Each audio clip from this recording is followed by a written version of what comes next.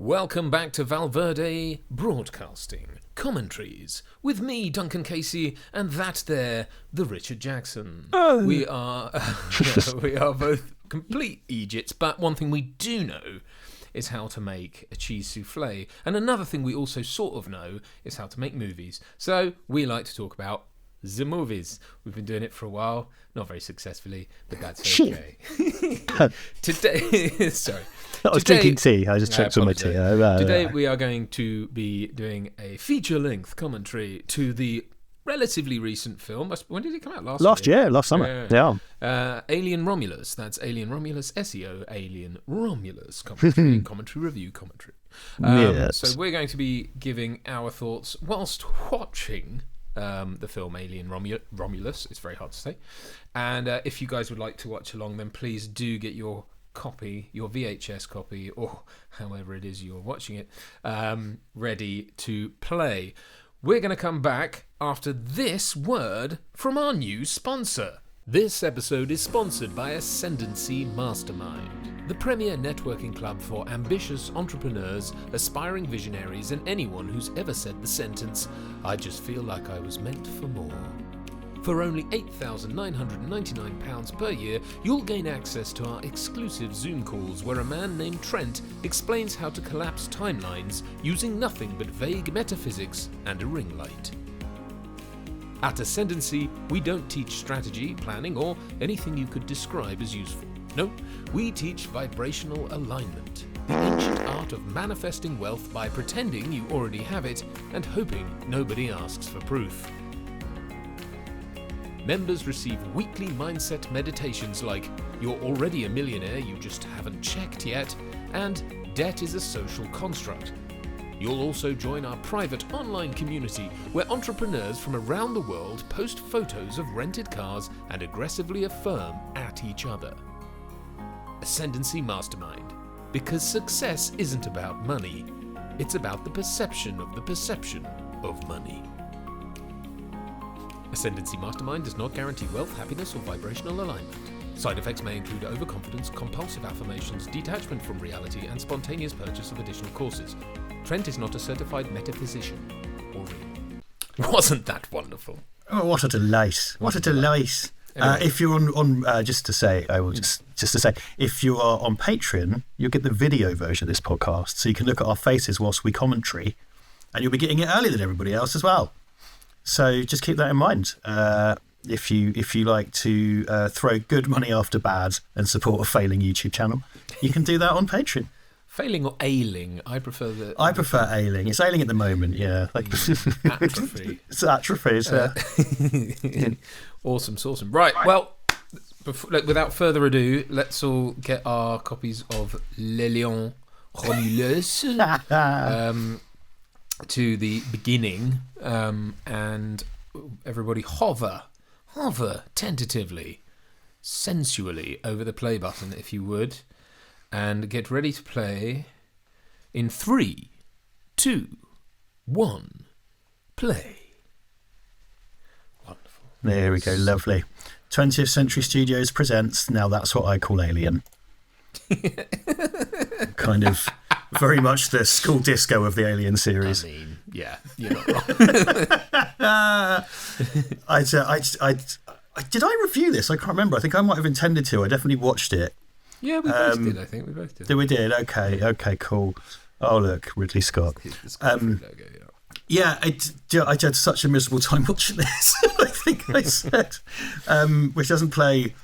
Something that resurfaces a lot is like Richard just hates everything, which is really not true. But then you liked Predator Badlands, and everyone said you were wrong for that. Well, exactly. So what can you do? So unfortunately, this film is not going to help my case because I do actually kind of hate this.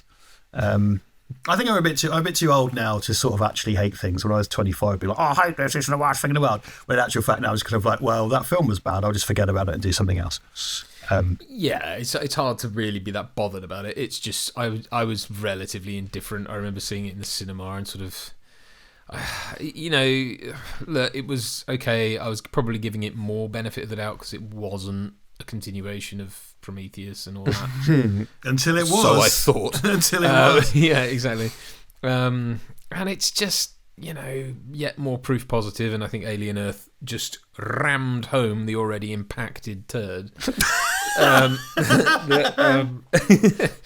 this is a sort of done deal. I mean, I just don't see that it's a great aesthetic, but that's all it is, and there isn't much more to say with it. There's lots of sort of, again, symbolism in this that's half-baked. Like I think I remember saying during our review, there's literally a shot of someone carrying a canary into a coal mine, and that would be, sort of... What could it mean? Well, yeah, I know, and it's kind of like, well, yeah, but you're not making a film about that, are you? You're not making a film about sort of the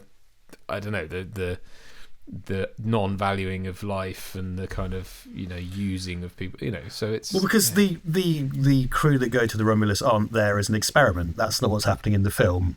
They're not there to test anything, and that's what a canary is for, and etc. I mean maybe it doesn't. Maybe it's just text rather than subtext, because it's set on a mining planet to begin with, so canaries, Yeah, but it's conversant with it's conversant with what Alien was about. I've said this before. Like a big part of what Alien is about is class struggle, right? And that's in the first dinner scene when they're talking about who's getting paid and stuff like that. And there's an obvious division between like commissioned and non-commissioned, and just kind of being a grunt or being a mechanic and stuff like that. And that's in that they're poor and live on a mining planet, and then they go to an alien-themed theme park ride for 2 hours. and then it ends. Yeah, it just becomes very procedural at that point, doesn't it? And I think there's a lot of let's explore how the face. There's that crap about face huggers respond to sound. Yeah, as if we cared. There's a kind of video gamey. See, we're in the cinema watching this now on my laptop. It's a lot brighter, but in the cinema, it was so dark, and I was like, oh, really? This apparently it's a cocoon, but I was like, what is that? Is it? Clearly it's the fucking alien, but like, what's it in? It sort of implies as well that, like, having been shot in the gut and blasted by the rocket from her ship, it then spaffed a load of resin or something and like hid in it. Didn't need to breathe or anything, and I mean it's fine, but then sort of floated back towards the Nostromo wreckage, which must have been a good, however many 100 miles away. Because do you know what as well? This has done something that really fucking like in the. Did you watch not the Last Jedi? What was the final Star Wars film called? The Rise of Skywalker. Rise of Skywalker. Did you watch it? I did. It was one of those I out of obligation put it on. Sure. Okay. But didn't really pay much attention to it. This does that thing where there's an unbelievably huge, implied to be some kind of like nuclear or even quantum explosion, and then there's wreckage. Yeah, it's like the fucking thing in Star Wars still has Palpatine's fucking chair in it. It's like, hold on a minute. Like, it's all this unbelievably huge. And it's like the Nostromo thing is implied to be unbelievably powerful and vast, and they have to escape it. Sort of explodes 5 times or something, doesn't it? It kind of just keeps going and keeps going. And then fucking bits of it. The bit that says Nostromo is floating around. Oh, God. This is what I mean when I say that's what I call aliens. Well, it's a dumbing down of stuff as well. It's that thing of like, well, you idiots won't know what this is. Right. So, and it wouldn't all be like, again, even if bits of it survived like that, wouldn't they have been flung so far away from each other? I mean, it's space. They're not going to come. They're going to keep going as well, won't they? Like all those bits. Yeah, exactly. And then to find the same Xenomorph as well. Yeah. All of that stuff is that when I was sat here watching it, I was just going like, oh God, well this is. Why don't they use that Xenomorph? Like, it obviously gets out and kills everyone. Why don't they use that? Then it's just dead. But then someone's killed it and hung it up in a. Well, Captain Scarlet killed it before he got torn in half, and all this milk fell out. And this is all fucking Blade Runner-tastic as well. And Blade Runner, yeah, of course, yeah. So, which I think watching this, and again, just to go in for what its positives are, is by no means a badly directed movie. Like, nothing against Fede Alvarez at all. Like, who I believe was like a YouTuber as well. So he's a kind of dark mirror of us. It's like what being successful actually looks like.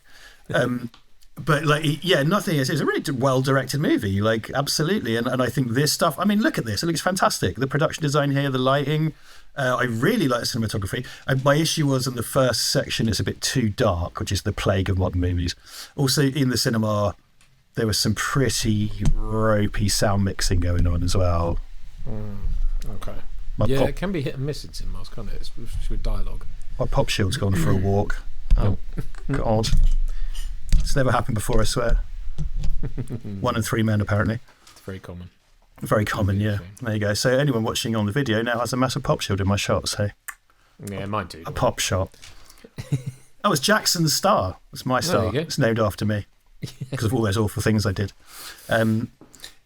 So I just find this ran out of steam so quickly because it just establishes very early on that it's not really doing anything new. Yeah. To a really egregious degree, in that it's like, well, we need an alien film for young people to watch, so we're just going to remake it, basically. I mean, again, it's sort of... Because isn't the conceit that all their parents have died because they've had some lung disease and now the kids are being thrown in and it's basically child labour. And it's kind of, but again, there's sort of strong first act setup, as in you can sort of get that it's a horrible place and they all want to get away from it, and that's what, possesses them to try and get aboard the Romulus space station. But then it's kind of, but what are we saying, because if you're saying like, oh, okay, so it's about, subtextually it's about, people trying to escape the fate of their parents and trying to, reverse generational trauma and all that kind of stuff. Fine. But then but I suppose maybe you'd argue that thing at the end is kind of the unholy alliance of something, and that's therefore a child. Giving it too much credit, it's an embodiment of trauma or something or whatever, but then it's kind of like nothing comes of any of that. Like, what does that mean? What are you saying? It's an embodiment of bollocks. Yeah, and like also have your characters changed by it. It's kind of like we were saying, we thought Predator Badlands had very strong thematic stuff. I mean, look, don't get me wrong, it's not that deep, but it is there. It's been thought out clearly of what they want, who the protagonist is, what happens to him, and then how he's changed at the end by it. Yep, clear through line, clear themes. I think this is the thing with this, is like, it does have themes, right? So obviously, like, industrial poisoning is one, and kind of class struggle. Also the kind of thing, essentially everyone's racist against robots, great. But what it does is it kind of goes, look at these things, now Slender Man's coming out your fanny. Like, it doesn't, whereas what I thought about Predator Badlands was Predator Badlands, whatever you think about it, it follows through on all its themes, like you say, follows through on all of its themes and it has payoffs and stuff, whereas this doesn't quite as much, really. Yeah. I think he's really, the guy who plays Andrew, is it Andrew? Andy the android, really fucking good. Like, it's David Johnson or something Johnson. Okay. I think, yeah. No, he's great. He's great. Yeah. I think everyone's in it is great, with what they've got. But it's just, I think the kind of him and her are quite, their characters are sort of somewhat thought through. But I just think the other ones are just there to service. But you know what it does again? Because again, in terms of repeating Prometheus mistakes, there's one guy from their little group of friends who does what Sean Harris does in Prometheus, which is his job is just to be a prick for no reason. Yeah. And it's just like, I'm really spiky and angry all the time, and that's what I'm like, and that's who I am. And it's like, well, this is exhausting. You're a very two-dimensional character. I know nothing about you. It's like, I fucking hate robots. I think he's Northern, I can't remember. And it's just, like, really, it's like, that's not making a character. That's just making someone angry and going, like, here's your character. His trait is angry. You're going to want to see. And when he dies, you just kind of go like, well, yeah, of course that was going to happen. That's what he's there for. Because, like, Yaphet Kotto, for example, is set up as being sort of greedy and avaricious and all that in Alien, but then it's kind of like he's still sympathetic, though. He's still endearing. And by the time you've gone on the journey with him, you realise he's actually got his head screwed on. He's quite pragmatic and all the rest of it. And he saves Ripley at one point. Yeah, exactly. And him and Ripley are the ones arguably with some of the biggest tension to begin with, and they put that aside in face of something larger. Yeah. Whereas in this, I fucking hate you. Okay. Cool. Don't like robots, you bastard. You killed me dad or whatever, isn't it? That a thing or something? Oh God, something, sure. Sure, why not? Yeah. Robot that was it. The robot has the robot that worked with his dad had to follow its Asimovian style laws to not save his dad and shut down to Robot Mill or whatever it was. Yeah, and therefore, like, he's got... And again, it just dumbs him down to the point of, like, right, so you wouldn't be able to see through the fact that, like, the robot was just carrying out programming, it was just told to do it, it's like... And this is the trouble, when you paint characters as such pig-ignorant morons, it's like, well, how am I supposed to care about any of these people? With his cunty little The Warriors headband and stuff as well. It's just which is clearly supposed to be a kind of, again, a callback to Alien. They, look, they did the whole... They've done the whole thing. We've always said, where they've kind of embraced the sort of low-tech future, CRT monitors everywhere, that sort of thing. Fine. I mean, again, I think the more they slavishly sort of recreate all that stuff and adhere to its and really sort of ram home the kind of like, this is the same stuff, the more the limitations of that first film are kind of shown up in that, like, this was all just production design, this was art direction, it wasn't that exciting, and when people are like, oh, you find out like how the alien's bum was formed in the, and you go like, yeah, but like, again, all procedural bollocks. It's the same thing with Prometheus and Alien Covenant. It's like, oh, there's spores now, and oh, there's a black goo, and it's like, what does this add, really? Yeah, well, it's the classic. It's what you think. It's what you think you want to know. And it turns out you don't. It's a bit like Star Wars again. You thought you wanted to know all that stuff, you didn't. It turns out, and this adds wall fannies to the equation. There is that. Yes, thank the Lord. Yes, finally. In a sort of have your cake and wall fanny it too by not having to have an alien queen or whatever. Like, it can just be. Yeah, so because it's in aid of reproduction, isn't it? To give more aliens, to give more. So, So, yeah, I found this very. I think I probably said I went to the Everyman in Crystal Palace because I was staying in South London because we were filming The Arbiter last year. I was like, well, I got to go see it. And I got a pal in Crystal Palace, so I went to see her. And then I was like, okay, go to the Everyman. And I sat there and I got, like, and I was watching it. And, you pass the point of no return where you just know there's nothing new coming. Mm-hmm. And I just had to sit there. And the bit where, there it is, when the words Alien Earth came on the screen, I just got up and left. Like, when, at the end. To the end, yeah. Because I was just not beginning. Yeah, it's like, fuck that. I was just so eager to leave because I just watched this kind of like fairly pedestrian remix of a bunch of stuff I've already seen. Well, likewise, I remember having that exact same sort of. It was it's a sort of sinking feeling, but it was one I sort of knew already, but just hadn't sort of grappled with really. Which was that I think it was when they were sort of blasting off or trying to get to the Romulus, and I was like, hang on, we're just going to watch this. What possibly can happen that hasn't happened before, And there's some set pieces that you like when she shoots them all in 0G, great. But again, like, I mean, that's a very inventive, like, but it is, someone's had to sit down and go like, right, let's invent something they haven't seen before. And it didn't feel like it came organically. Like, it's just, the thing of floating through acid 3-dimensionally without gravity, that's interesting, but there's not enough to save this. Do you know what I mean? Like, it's like I can't really argue that it's not inventive, because again, I just don't want to be a dick about it. But Fede Alvarez is an interesting filmmaker. I mean, I also don't like his remake of Evil Dead. Now, I don't really pin that on him. I don't hate it, but like, it's another thing really. The remake of Evil Dead didn't really offer anything new. Have you seen it? No. Okay. I reviewed it many years ago on a altogether different channel. But it's not a good movie, and it's nicely made, but it just isn't particularly scary. The script isn't particularly original.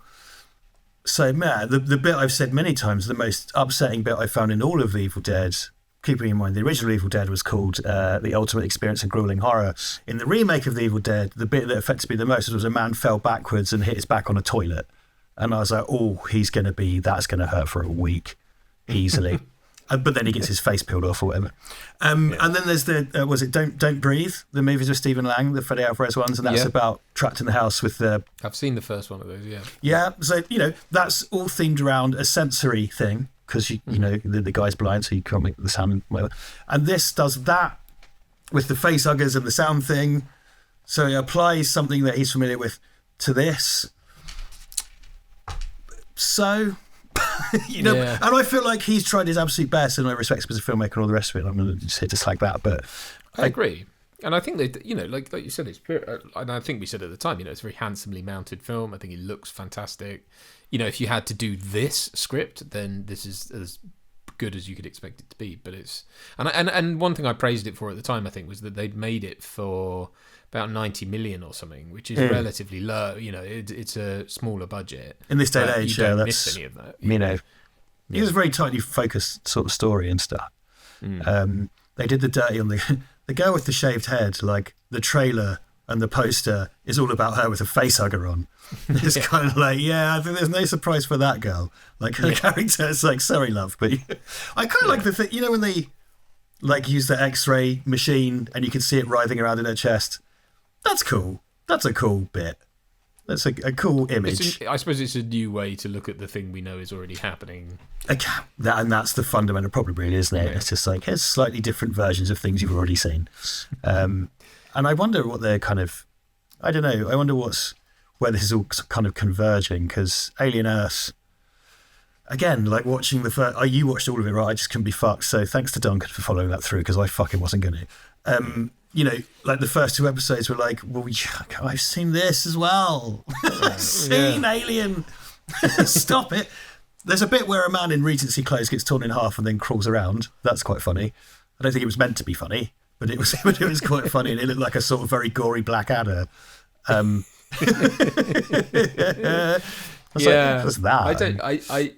what you mean. Again, there's it's unclear as to what they're trying to do with it, because this is set obviously between the first and second movies. Alien Earth is set before the first movie, isn't it? Yeah. So it's kind of like, this is not a sort of cohesive thing. And like we've said like 1,000 times, this is just not something that lends itself to repeated scrutiny in the way that they are insisting on doing. And it's the same thing with...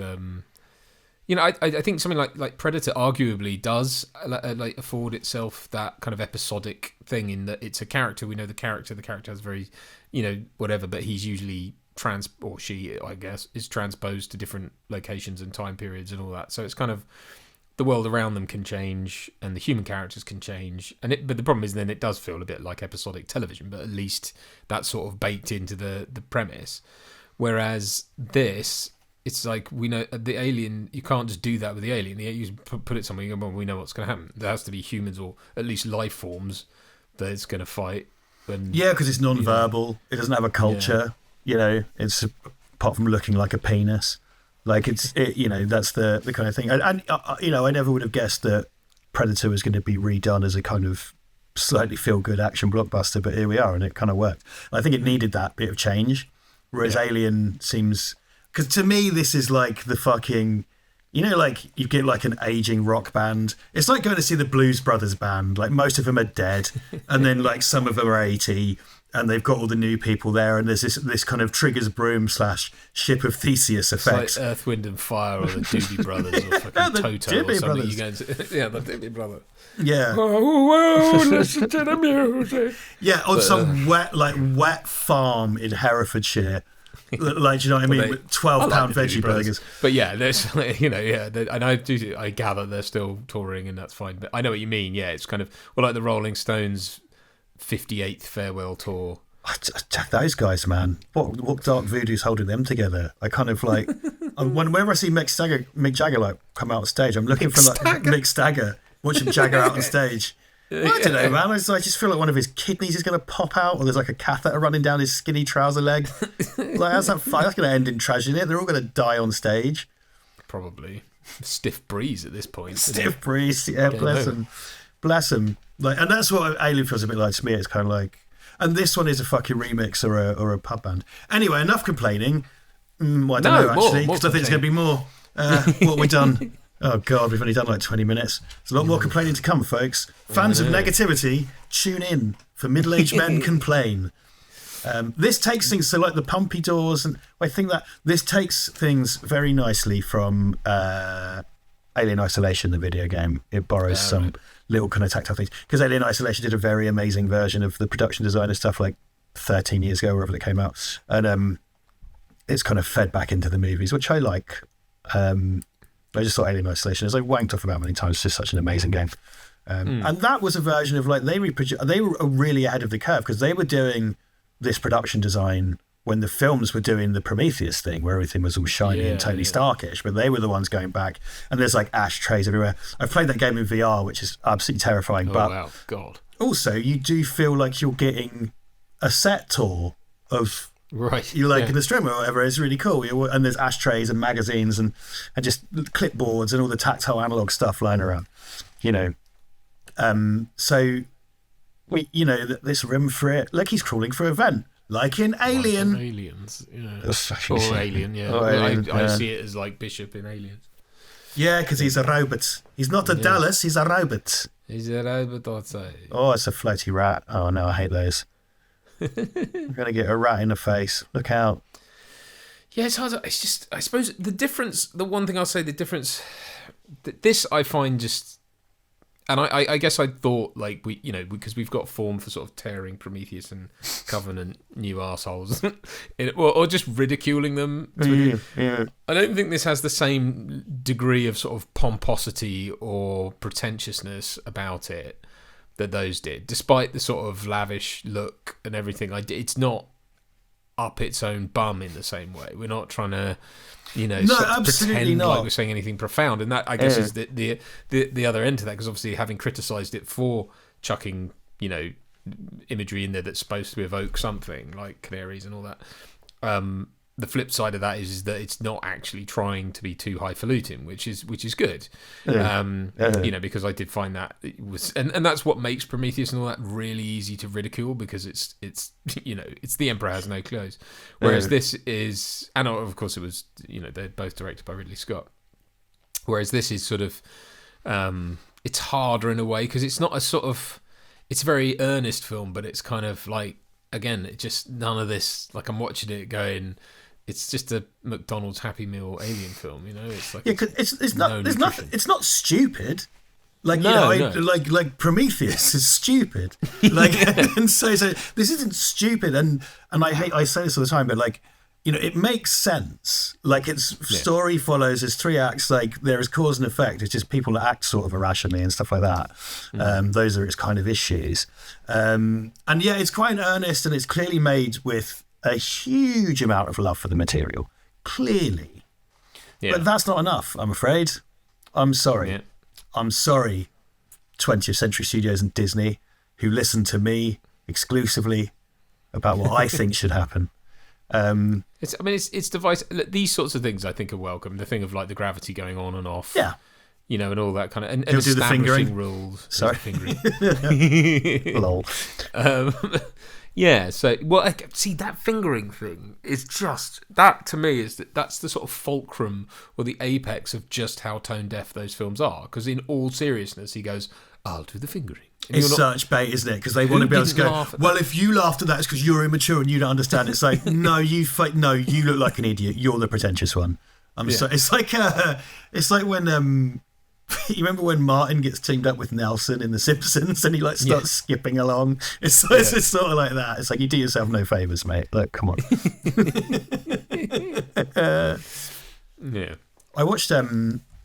I watched Sunshine, the Danny Boyle film, the other night because I love that movie, and that's that's very much in the same pool, and that kind of it's really interesting. Actually, it's a way to acknowledge this without being this. And I think there's a mechanism, I can't remember where it is, but it has like they're doing here when the thing comes out of the floor, like the self-destruct in the first movie. And Sunshine has a little bit of that, but it's production design. Sunshine itself is very similar to Event Horizon in lots of ways, and shares a lot of DNA with that. But like, it's a really good way to tell, it's a really kind of a masterclass in telling a story in a similar pool. I think Sunshine is a sort of in a way, the inverse. Well, they both have third act problems, but I think Sunshine is Sunshine. So I like. They have the same third act as well, because Mark Strong is instead of Sam Neill running around like naked and stuff. To different, and I think he even says like, because it's been a while since I watched it, but I picked up a cheap Blu-ray the other day and I put it on the projector because I just think it's lovely. And John Murphy's music's amazing, and so I don't hate everything. And he says Mark Strong, because I think the idea is they show that it happens to the other character. Kurt, what's his name? I love him. He's one of my favourite actors. I forgot his fucking name. Kiwi guy. We know. Yeah. We know. Cliff Curtis. Cliff Curtis. It's implied that spending time with that solarium drives you insane. And he says, Mark Strong says, I've been speaking to God and he's told me to send you all to hell.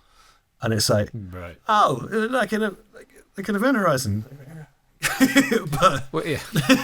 I mean, and not only that, but it's got all the kind of like, they find that there's the floating Icarus one, and there's even a ship's log, I think, and you get all those like flash frames of the previous crew, and it's kind of that's what happens in the event. Yeah, so it's really stunningly made movie. I love the cinematography in Sunshine. Oh yeah, I would say it's probably the kind of those. Those kind of artisan colas. it's the that to Event Horizon's Pepsi Max. Right. Okay. Yeah. Is Pepsi okay? Yeah. Yeah. It's a sort of gastro burger to Event Horizon's Big Mac. Gastro burger. Yeah. Yeah. No, absolutely. No. I fully feel that. I absolutely. The same shit, but just made by some packaged differently. That's a bit more credibility. I'll still give you a heart attack, but. You'll you're in feel life. Better about yourself. Oh, look, it's shaped like a W. No, what is it? I don't know. Hello, come in. This is Officer Canary to Captain Coalmine. What can it mean? Because isn't that they're trying to get? They're not bothered about the station. They're trying to get the supplies to get them to. Where I think they need the oxygen. It's the sleep pods. Is it not? That's right. They need the hypersleep pods to get out. So there's kind of, it's got that. She's pregnant. So pregnant. What could possibly happen in an alien film when someone's got pregnant with a baby? I hope a slender man doesn't come out of her fanny. What a surprise that'd be in the third act. That's also become a really cheap shock as well, doing stuff with pregnant women. I just find it all a bit like Alien vs Predator Requiem did it. In a really gross way as well. Yeah. It's really, it's the kind of playing on that. Yeah, sort of teenager subversive bullshit as well. It's that kind of like, I'm in the go for the thing I think's the most like. It's drawing swastikas on your maths book, isn't it? It feels like and pentagrams and stuff. I wonder, and I think it would be kind of legitimate. Like if this was the first Alien film, if there were no Alien films and this just came out, it would be quite cool, because we wouldn't know. And I kind of wonder if, and I do think it's repackaging Alien for a different generation of people, and I wonder if there's a bunch of 18-year-olds who watch this and love it, and in 20 years I'll be showing their kids. The problem is, I don't think if this was made as the first Alien film and there was never any before it, it wouldn't be edited or scripted in the same way, because a lot of this. It's callbacks. But if owing to some strange fracture in time, this exact film was released. You know what I mean? Like, let's just say my copy of this film slips into another dimension and gets released. Like, just the same thing is what I mean. Because I know a lot of it's callbacks and stuff like that. Like, that it would be made differently if the first one exists. But I'm just saying, if this as it is. Yeah, that's what I mean, though. Is I just don't know that it's. Because things like the reveal of the alien is probably a bit different. It's not as... I don't know. I don't get me wrong. I'm not saying it would be as successful, but I think it would be kind of interesting and cool, because you wouldn't know it was a remix of a bunch of other stuff. I would just rather they put this sort of level of care and attention into something new, and then come up with some new sci-fi aesthetic that kind of leans into a kind of steampunky old, because I do love all this stuff. I love the fact that, this corridor's all smoky and everything looks worn and, used, and that's how it should be, grimy. Looks like if the London Underground was a ship, and it smells of like farts and stale air and, you know what I mean? There's carbon build up everywhere. Well, everyone smokes and stuff as well, so it's just this grotty, it's if you ever went to a factory, because my dad worked in the trades, right? So every now and then I would go with him to work and we'd go to a factory or an industrial place in the 90s, and it just all stank of fags and farts and blokes. And there was that's where you would see tits, because there'd be page 3 all over people's lockers and stuff like that. And my dad would be like, don't look at that. Some bloke standing there smoking, operating heavy machinery whilst drinking a pint of Baileys and whatever 90s was like. And that's how, because when they made the original one, it reflected industrial, real industrial circumstance. But in space. Well, exactly. Yeah, and and that's where this stuff just gets a bit. Again, it's kind of these are recreations of something that okay, yeah. I mean, I don't know. The whole nostalgia thing obviously gets comes in for a lot of criticism at the moment, and member berries and all that stuff. I mean, they still do it. They still insist on putting this stuff out there. I don't know how you would improve this. I mean, if you said to me you are tasked with making an Alien film that sits between the first and second movie, what are you going to make it about? Yeah, I don't know, and and I can't say that they didn't start from a premise of like, I want to make it about familial ties and generational trauma and and because I do think there's a germ of that in this. I do think they have started with themes and they have started with ideas about the humans and what it's going to say about the humans and stuff. But a bit, I would level very much at this the same that I did at Alien Earth, which is like the alien turns up out of obligation. And, it's almost like we've forgotten that it needs to be there. And then it's like, okay, it's there. But it's a bit of it's like a, spare dick at an orgy. It's kind of like, what do you do? It's just kind of like, it's what, because that, especially Alien Earth, it's like, we're talking about corporations and we're leaning into that and they're very much into the Blade Runner thing. Yeah. And then it's like, so what's the point of the alien sort of turns up and goes, hi, amongst other aliens. Not hi, but you know what I mean? And it's not scary because you're kind of going like, hi. Well, there is a moment where it kind of does, where it like leans, it looks through that, they go in that like, that truck, don't they? In that, container thing, and there's like those clear plastic curtains, and it's like goes hi, and like sticks its head over. Yeah, fucking hell yeah, Don't they get rid of it quite early on? The Xenomorph. They get one of them. Oh, one of them. That's more than one. But wait, there's more. Oh yeah, okay. And there's a thing where they take the embryo out of the face hugger, which I was a bit confused by because it was like. So it starts as an embryo in the facehugger, but then how does it merge with the DNA of the person you put it in if it's already formed into an embryo? Doesn't make any sense. So again, it's just the endless fucking coprophagy of this, isn't it? The feasting upon room temperature dog shit that has to happen. Well, human shit if it's coprophagy. The metaphor is that you just eat your own poo. Cinematic. Cinematic poo. I'd put it on toast. Nice bit of focaccia.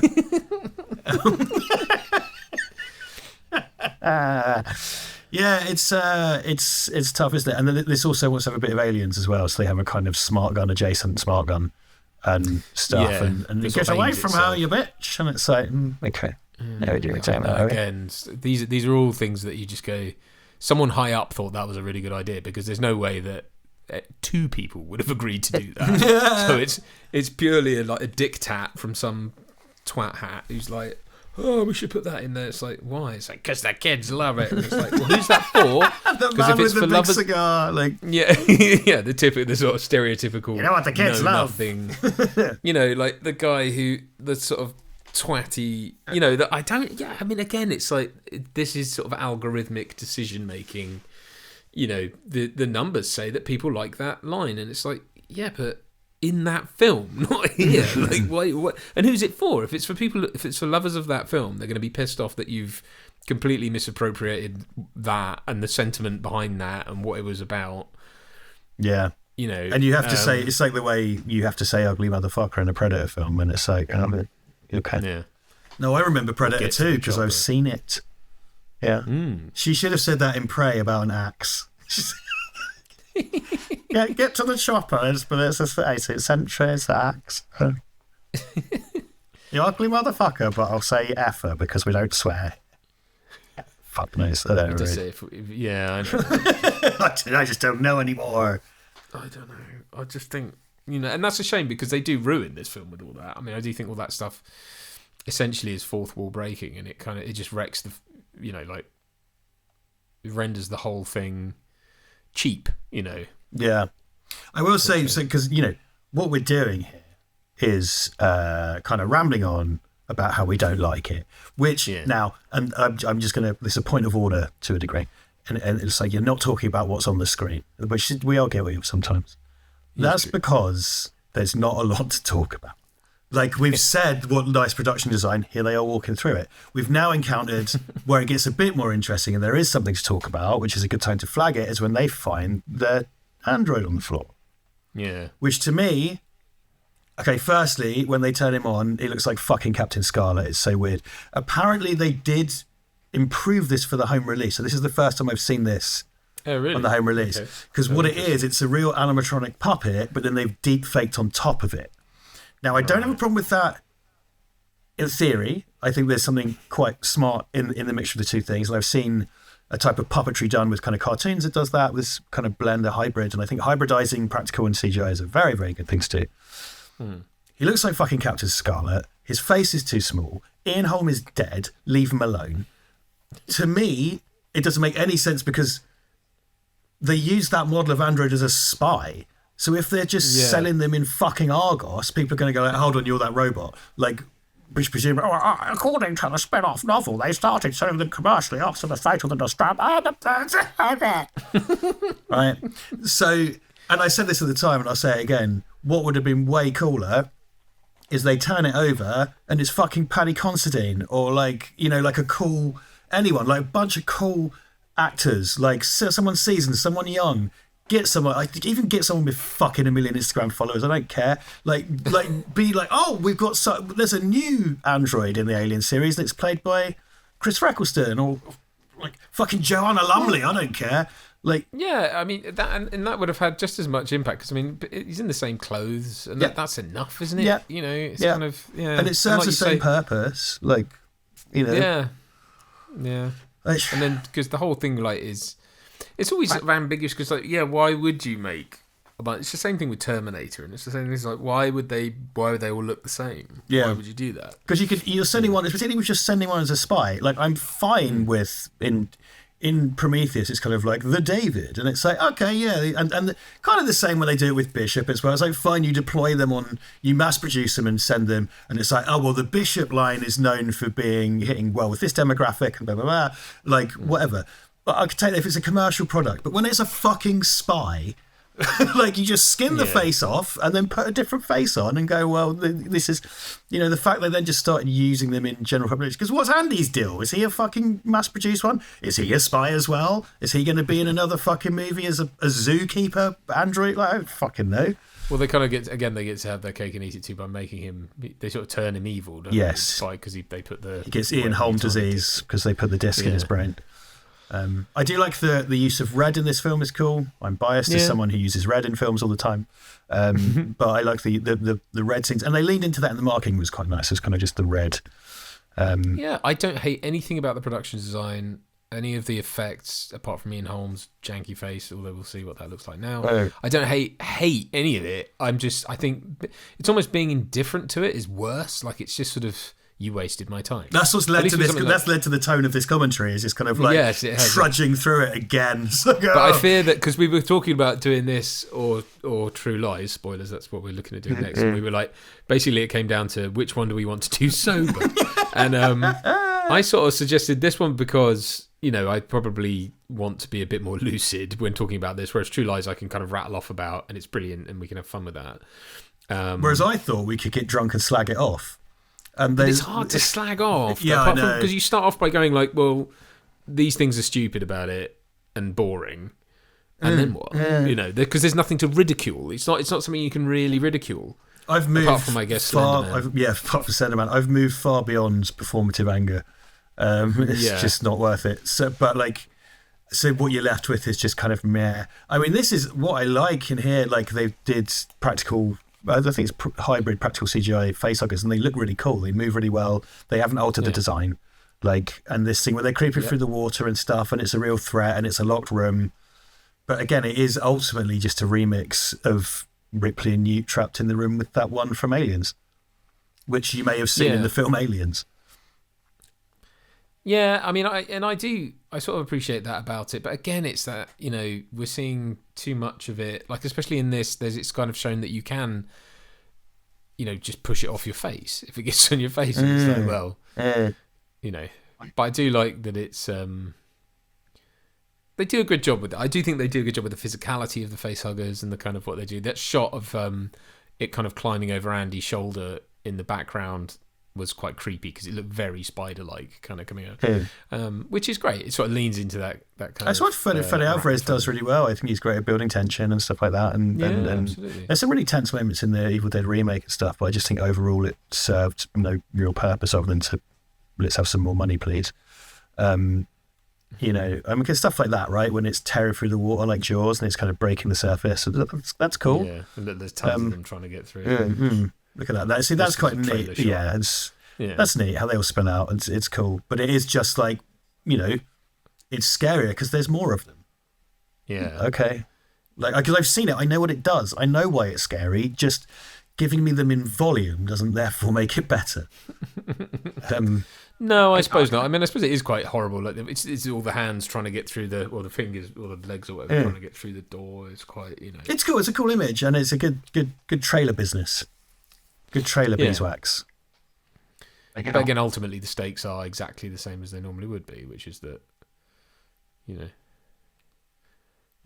Yeah. Again, he gives you the kind of lowdown on the biology of it, right? That it's kind of feeding her air now, so those bladders kind of become like lungs. Yeah, because he's got Ian Holm brain now. Yeah. So, you know, and I suppose you can, if you want to kind of retcon it, you can say clearly Ash knew all of this, but he just couldn't say it because it would blow his cover, so he knew the whole deal. But then it's not Ash that they found, is it? It's Rook. Oh no, yeah, no, I meant in the original movie. Like he knew, but Rook knew as well because do you know chess? Remember chess? It's like chess, isn't it? Probably. I suppose that's the point of the first film, is that everyone knew, and that they were sent deliberately to go get the alien by Weyland Yutani because they wanted it. Well, now we've seen Alien Earth and Prometheus and Alien Covenant. We all know what happened, and that makes it way more rewarding to watch. Or does it? Or does it? No. Well, it's like the prequel thing, isn't it? It's kind of like, wasn't it better to sort of have that all left up to your imagination than, you know, find out that that Darth Vader was a petulant little shit? It's odd, that, isn't it? Because you kind of feel like there has to be a rewarding version of that somewhere, but it's just so hard to come by. I mean, I think choosing to tell those stories set before things it's fraught with danger. Here we go.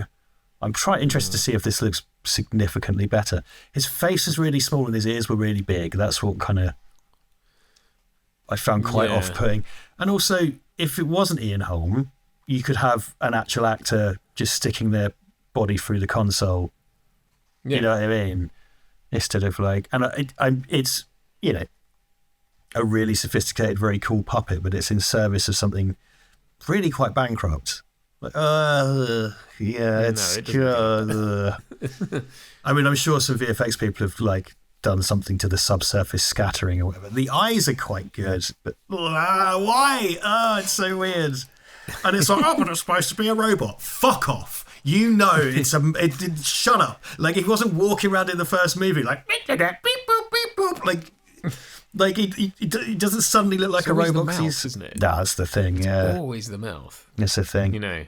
And I mean, look, I have to imagine that subsequent to this, it's going to be just AI generated. But that'll come with its own issues, I should think. There you go. There's the original Xenomorph.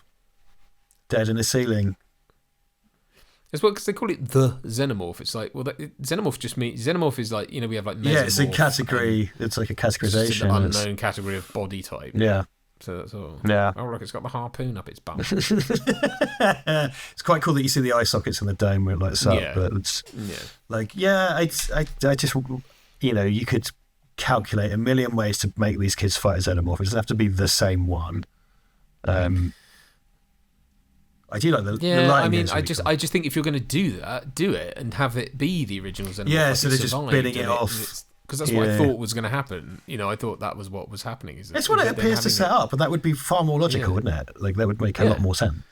That it was running around that ship and hadn't, you know, because now we have to go through that. And it's like, still have the facehuggers and do all the things, but like, you know. Where's me mouse? I want to hear Ian Holm's voice.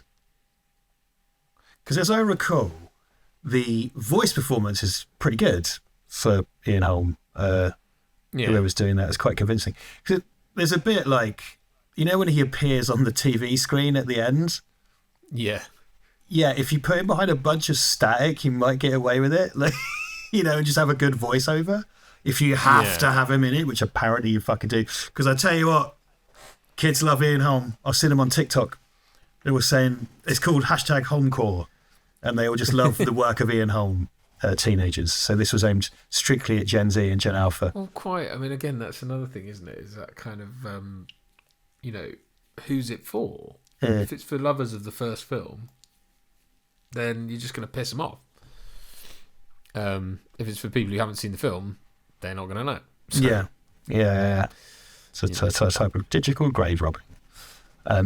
It's funny though, isn't it? Because I remember one of my I went to, I think I've said this story a bunch, but I'll say it again because it's relevant. I went to see Rogue One with my friend, and she had never seen any Star Wars at all.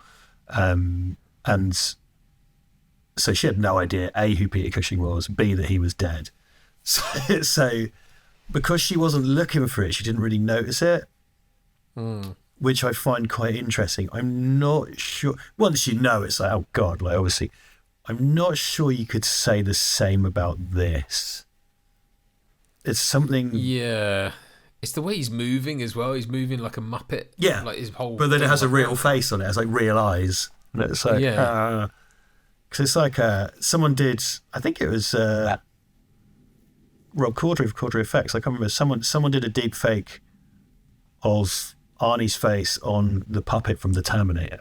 So, when he did that. He corrected some of the. Oh, he did made the eye track. Made the eye track with the other eye. Someone did when he puts his sunglasses on, it's a puppet, and someone deep faked the real face on.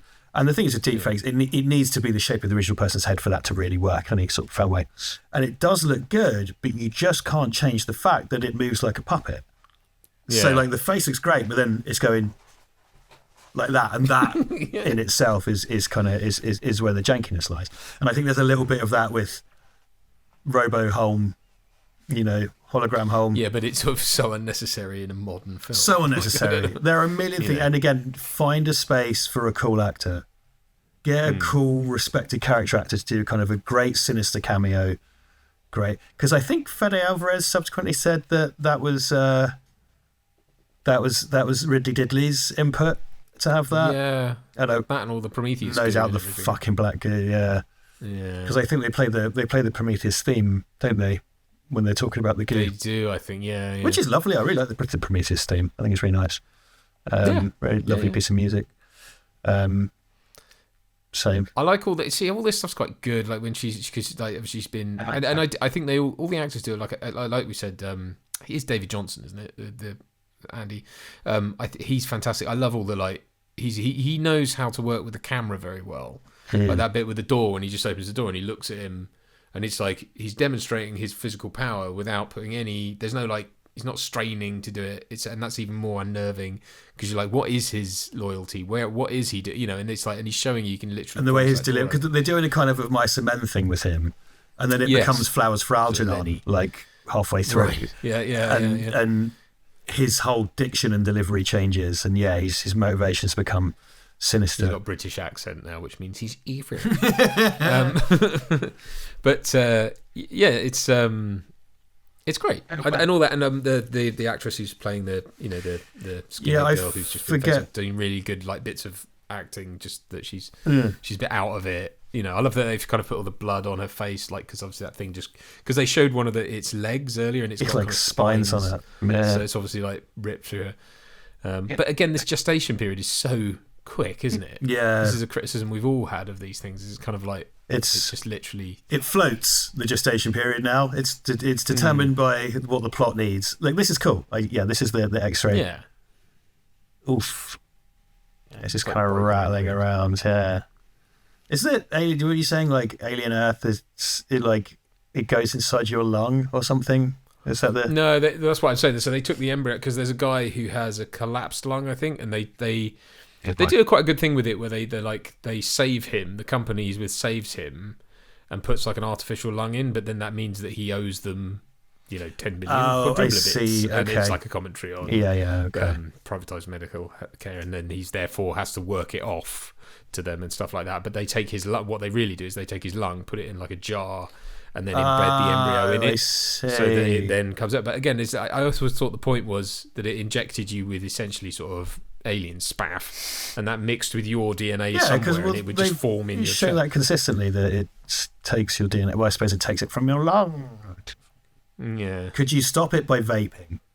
Would that make it come out your bum instead? I don't know. You vape. So again, the shock of this, like, we've seen it so many times. I don't know what to. I suppose it happens here at a moment where there's something else shocking going on, kind of, or, there's jeopardy going on, an inciting incident. That's cool. The shot of all the facehuggers in the van. That's creepy. I do love how it's shot. I think it's really beautifully shot. I thought the same about Alien Earth as well. I thought the cinematography was just really lovely. Agreed. Yeah. And because there's very much there's a way to shoot things right now that's become quite boilerplate, which I think is the kind of Marvel. It just feels like everything's evenly lit. Thunderbolts had lighting.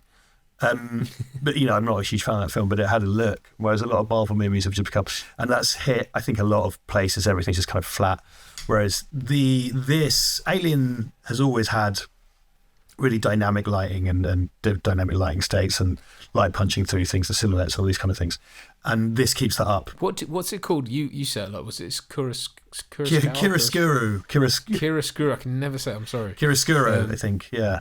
Chiaroscuro, where you've got lots of like shaded. Yeah, so the classic one is the film noir blinds. Yeah, that's the kind of that kind of thing. And Alien loves a rotating. I don't want to call it a siren because that's not what it is. But you know what I mean? The rotating work light type thing. Yeah, all that kind of stuff. So I think it looks tremendous, lovely looking movie. Because it's supposed to imply, I suppose, there's danger everywhere, right? Yeah, everywhere. There's danger in every corner, and everything looks like it's warning you. That's great. Because, and as well, like the design of the aliens very much sort of mirrored in parts of the ship and how, you know what I mean? Like, and so therefore it can hide in the ship like it does in the first film, and therefore every bit of the ship could be the alien. You see always in a state of paranoia. It looks like pipes. It has pipes on it and things, and it's which this sort of fails to do. I think I don't think you ever really get a sense of it. Quite a lot of the time. So that's the scariest thing in it. Is the fucking Ian Holm Muppet. Like that's what I'm scared. I've never seen that before. I don't want to see it again. Ugh. Especially because he's. Yeah, I do. I can see something slightly different about his face. I think it is a bit better. I think. But it's all relative. Yeah. Like, it's one of those. It's technically better. That shot's quite. The brief shot there looked quite good. You can't beat the uncanny valley though. It's the mouth. The way the mouth moves is so inorganic. Well, again, it's weirdly proportioned. It's got massive ears, and I think it felt like in the cinema he had like a tiny face. Like it's a tiny face. Because they say like this is about body heat, right? So they have to be cold and sound. So they have to be like. Is it both? Yeah, something. Because then they drop the temperature, which is very cool. It's the stealth section of a video game. They raise the temperature, I think. Oh, they raise the temperature. Okay. Because then you can't tell the difference between. Oh, because everything's hot and you can't. Yeah. Okay. I guess. Yeah. Sure, why not? But it's a bit like the Predator when they go like, oh, they're drawn to heat, and it's like, why? Because then they can't tell the difference. Yeah. And except for when they're not, and they want to go to a snow-covered pyramid underground. Predator kind of quietly forgot about that whole thing, didn't it? Yeah. See, that looks better than I remember. The one he's kind of half his silhouette. He looks like Grandpa Simpson, though, a bit. That kind of turnip. I had massive ears, which was the style at the time. Oh! Yeah. It's the perfect organism! It has sex! I drew the icky! Oh, Christ. Criminy. Yeah. I mean, look, like we said, it's. I think that's the biggest crime this has, is that it has gone to such lengths to make it look this good, and then, and like you say, it's definitely, I cannot see it being Fede Alvarez's fault. It's just people interjecting and not being told no. Well, I don't know, because I honestly think Predator kind of pulled a blinder by changing course. We've seen Predator now like 5 times, basically the same thing, and it took in a different direction. And I wouldn't dare to stand in front of this film and say I could do better, I could write something better, because I couldn't. But it does require that I just think there isn't really much else to do with it. And that's why. Again, I think we've made this point elsewhere. Is that I think you could write something better, but if you were left alone, and that's the problem. I just think, if you were allowed to write it, if Fede Alvarez was allowed to write, or whoever was allowed to write it, one person was allowed to write it, or a group of people who could, come up with a story, great. But if you've then got cooks in the kitchen who are like, well, the black goo is really important because it is, and it's like, but no, and everyone goes, oh, Ridley Diddley is so fucking clever, and I don't get it. Again, the Emperor has no clothes. I've sort of been, people have called me out, people have written to me on, I think, Instagram and said, you shouldn't go around slagging off Ridley Scott, and I'm like, I don't know him, I'm unlikely to, and he's gonna die and I soon. think he's pretty old, and he smokes. But also, it's like, I'm not going to lie. I think that's the problem, isn't it? He's just sort of like Vladimir Putin. Well, it's like we can't insult the dear leader. Like, exactly. Like, yeah, fuck off, mate. Like, no, thank you. It's like Shager fucking Scott. Shager Scott. I mean, I really loved The Martian. Martian was great. I really like that film. Yeah, no, don't get me wrong. Like, it's Ridley Scott ultimately, but there's this strange kind of culty.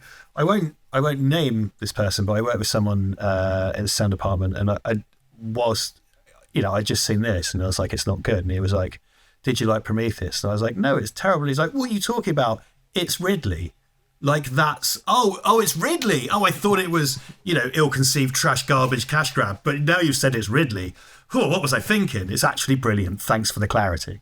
Like, no, it's not that. I'm not into that weird culty worship where it's like, he can do partisan. Yeah, he can do no wrong, and it's like, he fucking can.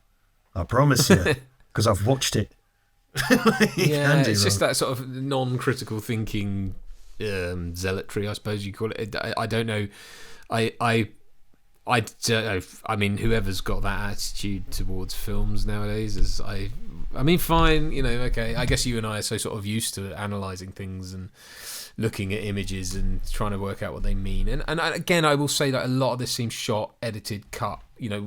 Which means the same thing as editing, with purpose. There's purpose to this stuff. That looks that way because it's meant to look that way. That we're meant to feel something because of what the light's doing right now, where she is in the frame, how it's making her look. You know what I mean? And that's great. And I praise it for that. Like, that shot is great. Yeah. Look at that light. Very iconic. The kind of dynamic light. Yeah. Sparks going off. Pyrotechnics. Fantastic. Tremendous, actually. Yeah. Absolutely fantastic. But again, it's like it all devolves. It all just sort of unravels. And ultimately, it's again, we're saying nothing new. I mean, that's and I suppose people might people might criticize me and say, well, yeah, but Prometheus and all that tried to do something new, and you didn't like that. And I'm not saying anything new. yeah. That doesn't automatically make it good. I've seen people. I'm sort of. It's so wild, Fanny. Look at us. It is. Look at that. Touch the clitoris to make the alien come out. Flick the alien. Flick the bean. I don't know why it's Irish, but it is. Quickly, flick the bean. So Catholic. Oh, you filthy, dirty. Filthy and sinful because you flicked the alien bean. The Beanomorph. Forgive me, Father, for I have sinned. I flicked an alien bean. 'Twas a tricky wank, but I pulled it off. Look at that's kinky. Get it straight in there with the electric. Have I? You get out there, find the G spot. There's even a little kind of light of the slit on his face when he electrocutes it. Yeah. Because what is this? It just reproduces itself with a wall fanny now? Is that how that happens? Well, this is what I mean. It's just their way of sort of doing away with the alien queen, and it's kind of like, it's like freebie Xenomorph. So anyway, I could probably name. I'm not going to because I refuse to put my money where my mouth is. But I reckon I could name 5 or 10 films that I like a lot more than this that don't look nearly as good. but I forgive them because they've got it going on elsewhere. Do you know what I mean? Better stories and stuff like that. 100%. Absolutely. I think it's gorgeous. That's great. The acid burn. That is dripping on fantastic. They did do it. It's something they did fairly well in Alien vs Predator Requiem. So that guy gets hit in the face and he sort of falls on the floor. Oh, his face melts. Yeah. This is better, like definitely better. It goes down to the bone and stuff. It's great because you couldn't do that in Aliens. Like we probably could, but not as well. Like because the technology was there and all the rest of it. Budget and stuff. Like Aliens cost less than you think. It's just James Cameron's a genius and makes it look unbelievably vast. It was something like 16 million or something. Yeah, it's way less than you think. It's just Cameron knows what he's doing. You know what I mean? Don't bet against Cameron. So I just can't be asked with. Oh god, man! When the trailer for Avatar 2 come out, I was just like, but that's just Avatar though. And there's a third one now. Have you seen the trailer for the third one? I was like, this one's about fire. But that one's about fire. Yes. So it's orange. Oh no, that's different. When the trailer for the second one came out, I was like, it's notionally about water, but it looks exactly the same. And then the new one's out and it's like, that's orange, isn't it? It's different. It's orange, that one. Yeah. So is there going to be one about wind? It's brown. The wind one's brown.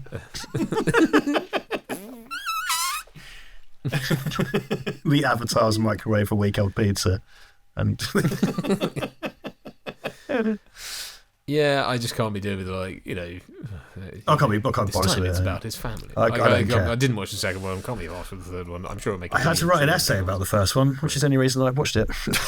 Like I actually had to. So, and I used that as an excuse to just segue into talking about the James Cameron stuff. But see this shot of it, sort of waking up in the steam. I thought when that was shown in the trailer that was the first alien sort of being released into a, like being rescued from space. That's why it was all steaming. It just landed aboard the ship, and and that would have been a really interesting thing. Nope. That's again, a great stunt work, great effects, great. Again, I'm having a better time, I suppose, watching this, just like looking at it. Not really being bothered about what's going on. All the imagery again, fantastic. And I would say it's better. Ooh, now okay. Would you put this up? How would you stack this up against Alien 3? I prefer Alien 3. I've come round big time on Alien 3. Yeah. Okay. You just have to accept. I've realised you just have to accept Alien 3 as its own thing. Like if you get past what a bummer it is, because it sucks. What it does to those characters fucking stinks. But once you're into it, it's fucking amazing. Like it's just this really dour, grim. Yeah, I come around on it a lot. I rewatched it whilst we were shooting Arbiter with Mark, and I was just like, actually, this is fucking brilliant. Like, the horror of it is its bleakness, right? It's a very, very sort of what's the word? I'll pick one: grim, dour, dark. No, what's the brain fart? Nihilistic. Yeah, oh god, yeah. And this is the thing. I mean, it's a lot of work to ask someone to do this, but if you take on its own terms, I think it's great. Like it's really compelling, interesting. It makes me feel things that it's supposed to, and everything like that. It's just unfortunately, it starts with such a fucking slap in the face. Like it's just this unbelievable fuck you to open a movie, and that's what puts people off. And I'm happy with the theatrical cut of it as well. Like I think. See this bothers me, right? So we're redoing the Harry Dean Stanton. Oh, what, like an Alien? In the rain. Cool. I've seen Alien. But they motivate the rain in this, right? So they show you that a sprinkler system came on, and it's like it's part of the fun of Alien, isn't it? Because you can get away with it's like that's presumably condensation from the way they generate the atmosphere. There's something I don't understand, but it's there, so you accept it. Like that kind of, and it plays into the kind of alienness of it. And again, it's just like endless remixes of things. So I accept all this when they take this and transpose it into a video game, a good video game. I accept it because it's a different medium. It's jumped to a different medium, and I can engage with it differently.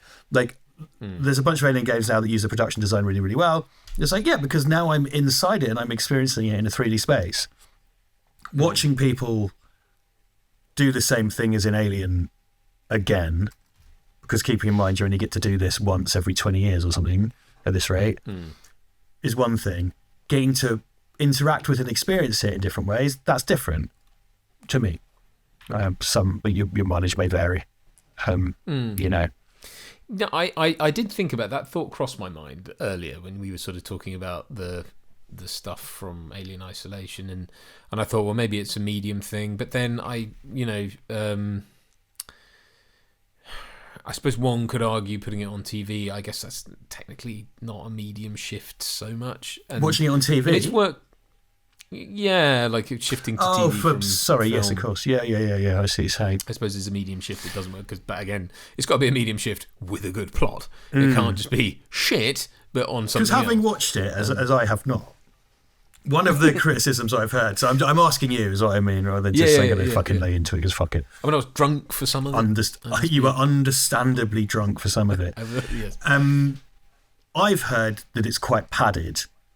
And one of the things is that one of the points in jumping to television is to tell a story long form because you have more to say, and episodically is obviously different.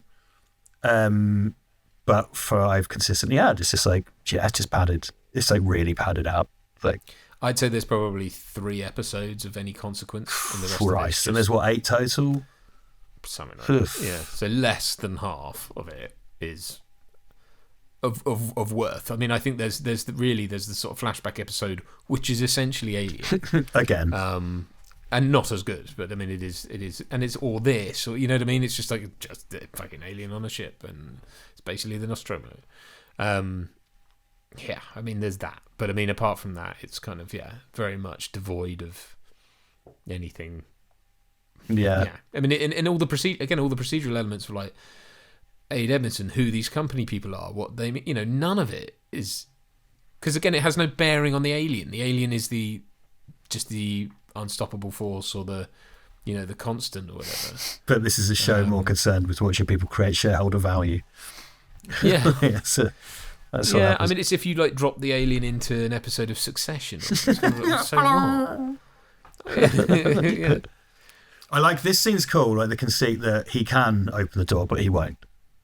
Like, that's cool. It's a nicely tense kind of thing, and it's kind of, he's not who he was because he's been taken over from the inside, almost like the alien.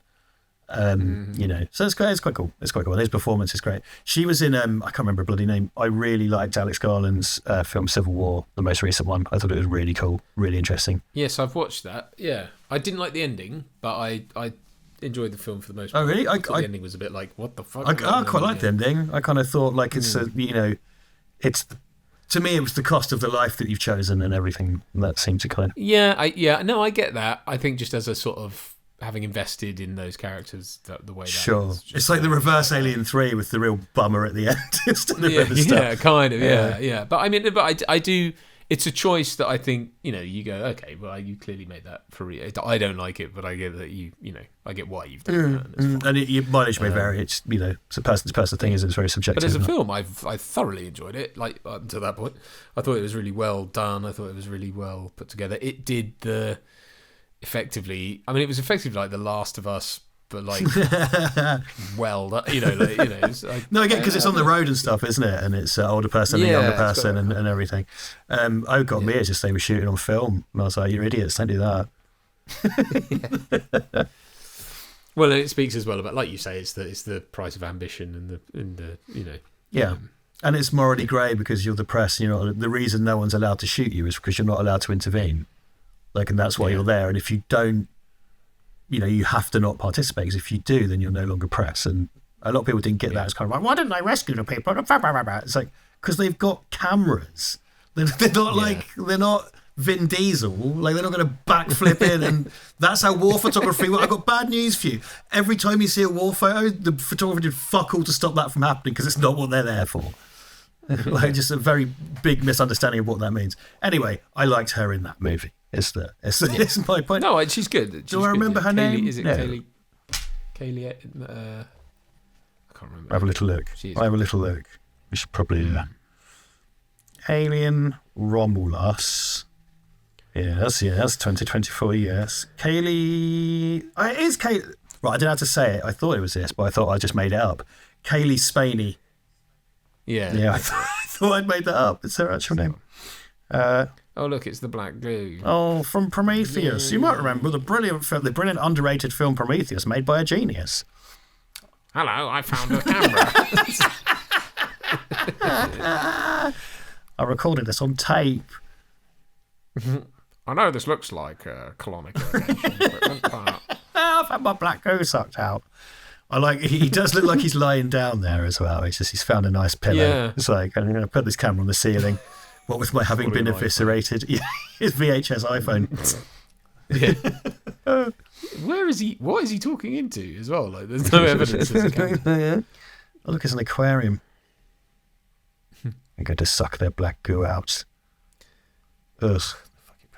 Yeah, so it's the idea he like reverse engineered the black goo from them. Yeah, because that's what robots do, isn't it? They love the black goo so much because they want to destroy their creator or some shit. Like, it's really interesting. Like, he's even made the vial and everything. I think The Offspring looks cool, and the fact that that's like this, I think he's Polish, like basketball player who actually sort of looks like that, and the way that it smiles is unbelievably creepy. Oh, like, yeah, God, yeah. Again, if you had to do it, that's the best way you're going to do it. But it's a stupid way to take this film. Did you see that just then? He said, like, when it came out, it's the most destructive pathogen ever observed. It's like, why do you need that, though? It's the classic. You have, like, gas, right? Just go gas people. Like, I love it. Because everything about an evil organisation of some sort trying to take an alien or a monster as his ultimate weapon, that never explains how. It's like, oh yeah, so basically we've got this uncontrollable monster that kills everything. Right, so then what? You're just going to release a bunch of them and go like and walk off and just think it'll work itself out. So I suppose if you're trying to conquer a planet, yes, but then again, it's like you've kind of salted the earth. Yeah, then you've got to get rid of it. They've got to nuke it, and you could have nuked it anyway. Every Resident Evil is like, I'm going to turn into the ultimate weapon, and they like inject themselves and they become this giant hulking eyeball monster. It's like, what were you going to do when this is over? Were you going to put on a big trench coat and a hat and just go back to your job? Like, what the fuck? And again, you're going to be in charge of an army of uncontrollable monsters, like uncontrollable, unkillable monsters. And it's always the setup of like, it's the ultimate weapon. It's like, is it though? Because everyone just accepts that in these stories, and no one ever really thinks about it. Yeah, it was a bit like Lex Luthor's like land right? Like, or like, was it Superman Returns or whatever? And he's like, I'm going to build it out of the sea, right? You know, like, that's just a big rocky outcrop. A big, like, cancer-causing rocky outcrop made of radioactive dead planet, you mad cunt. Like, that's not the work of a genius, it's the work of a fucking moron. Like, I do understand. Of course, there's the element of hubris, but I'll accept that once, maybe twice. When you're 8 films in and they're still doing corporate hubris, and it's like, they know what happens. Like, this uncontrollable monster comes and just fucking kills everybody again. Well, and also, is that why would you take that as the most important weapon to capture? It's like, you have nukes. I mean, how would you deploy that in a sort of surgical strike that would take out your enemies and nothing else? Yeah. And not completely render whatever you're trying to do worthless. And every single like expanded universe book where they're like trying to train them never works. They get out and kill you, even though you've like drawn a 6 on its face in Sharpie. It still just gets out and eviscerates everyone you love. Then you just do it again in another book. Like Jesus Christ. Well, yeah, because again, it's not inherently, interesting in and of itself. It's like, and the only reason, if this looked like any other generic alien, it would never have gone this distance. It's only because of Giga's design that anyone gives a toss. Well, it's like the fucking ant alien, isn't it? From, the ant Predator, the original Jean-Claude Van Damme Predator. So if it looked like that film would have got, like, the smartest thing they did was shutting that film down and starting again, because that would have never gone anywhere. Because it looked fucking dumb, and then the Yautja is as we're now calling them. I can't believe a film that lent so heavily into that was good. I know it's good. It was good. Look, when that animated that animated will come out again, because it's like I can hear you screaming from 3 counties up from the other side of London. Yeah, like Yeah. Yautja. But here we are. We live in a PY society, a post-Yautja society. This is our lives now. Yeah. So it's like a smart gun, but not exactly. Well, yeah, and it kind of aims itself, and it's like, why didn't any others do that? well, because this is the thing. The smart gun aims itself, obviously, but it's like this massive scaffold. And it turns out, like, earlier in the timeline, they had just rifle-sized ones. And it's like, well, why didn't everyone have those then? That's what I mean. Yeah, why didn't the Colonial Marines have those? Anyway, I don't like to get into those weeds too much with kind of shit like that, but equally, it's just because you want it to have smart guns. Well, don't put me in those indeed. Like, include it. It's like, but why answer a question no one has? They just really wanted smart guns, so here we are, smart guns to everyone. But not as good. Yeah, so this is where she has to.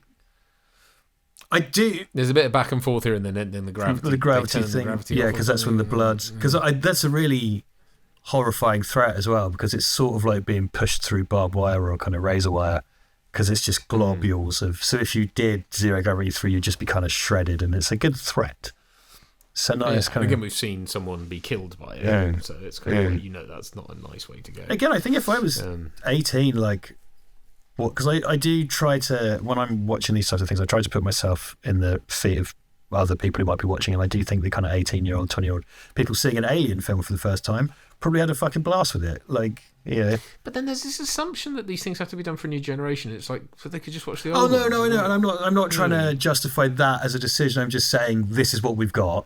And if you ended up... No, I'm not saying you are. I just mean that, like, execs and stuff, they're like, it's how do we make it relevant? Oh, man, we constantly hear, right, people get cast in stuff based on how many Instagram followers they have.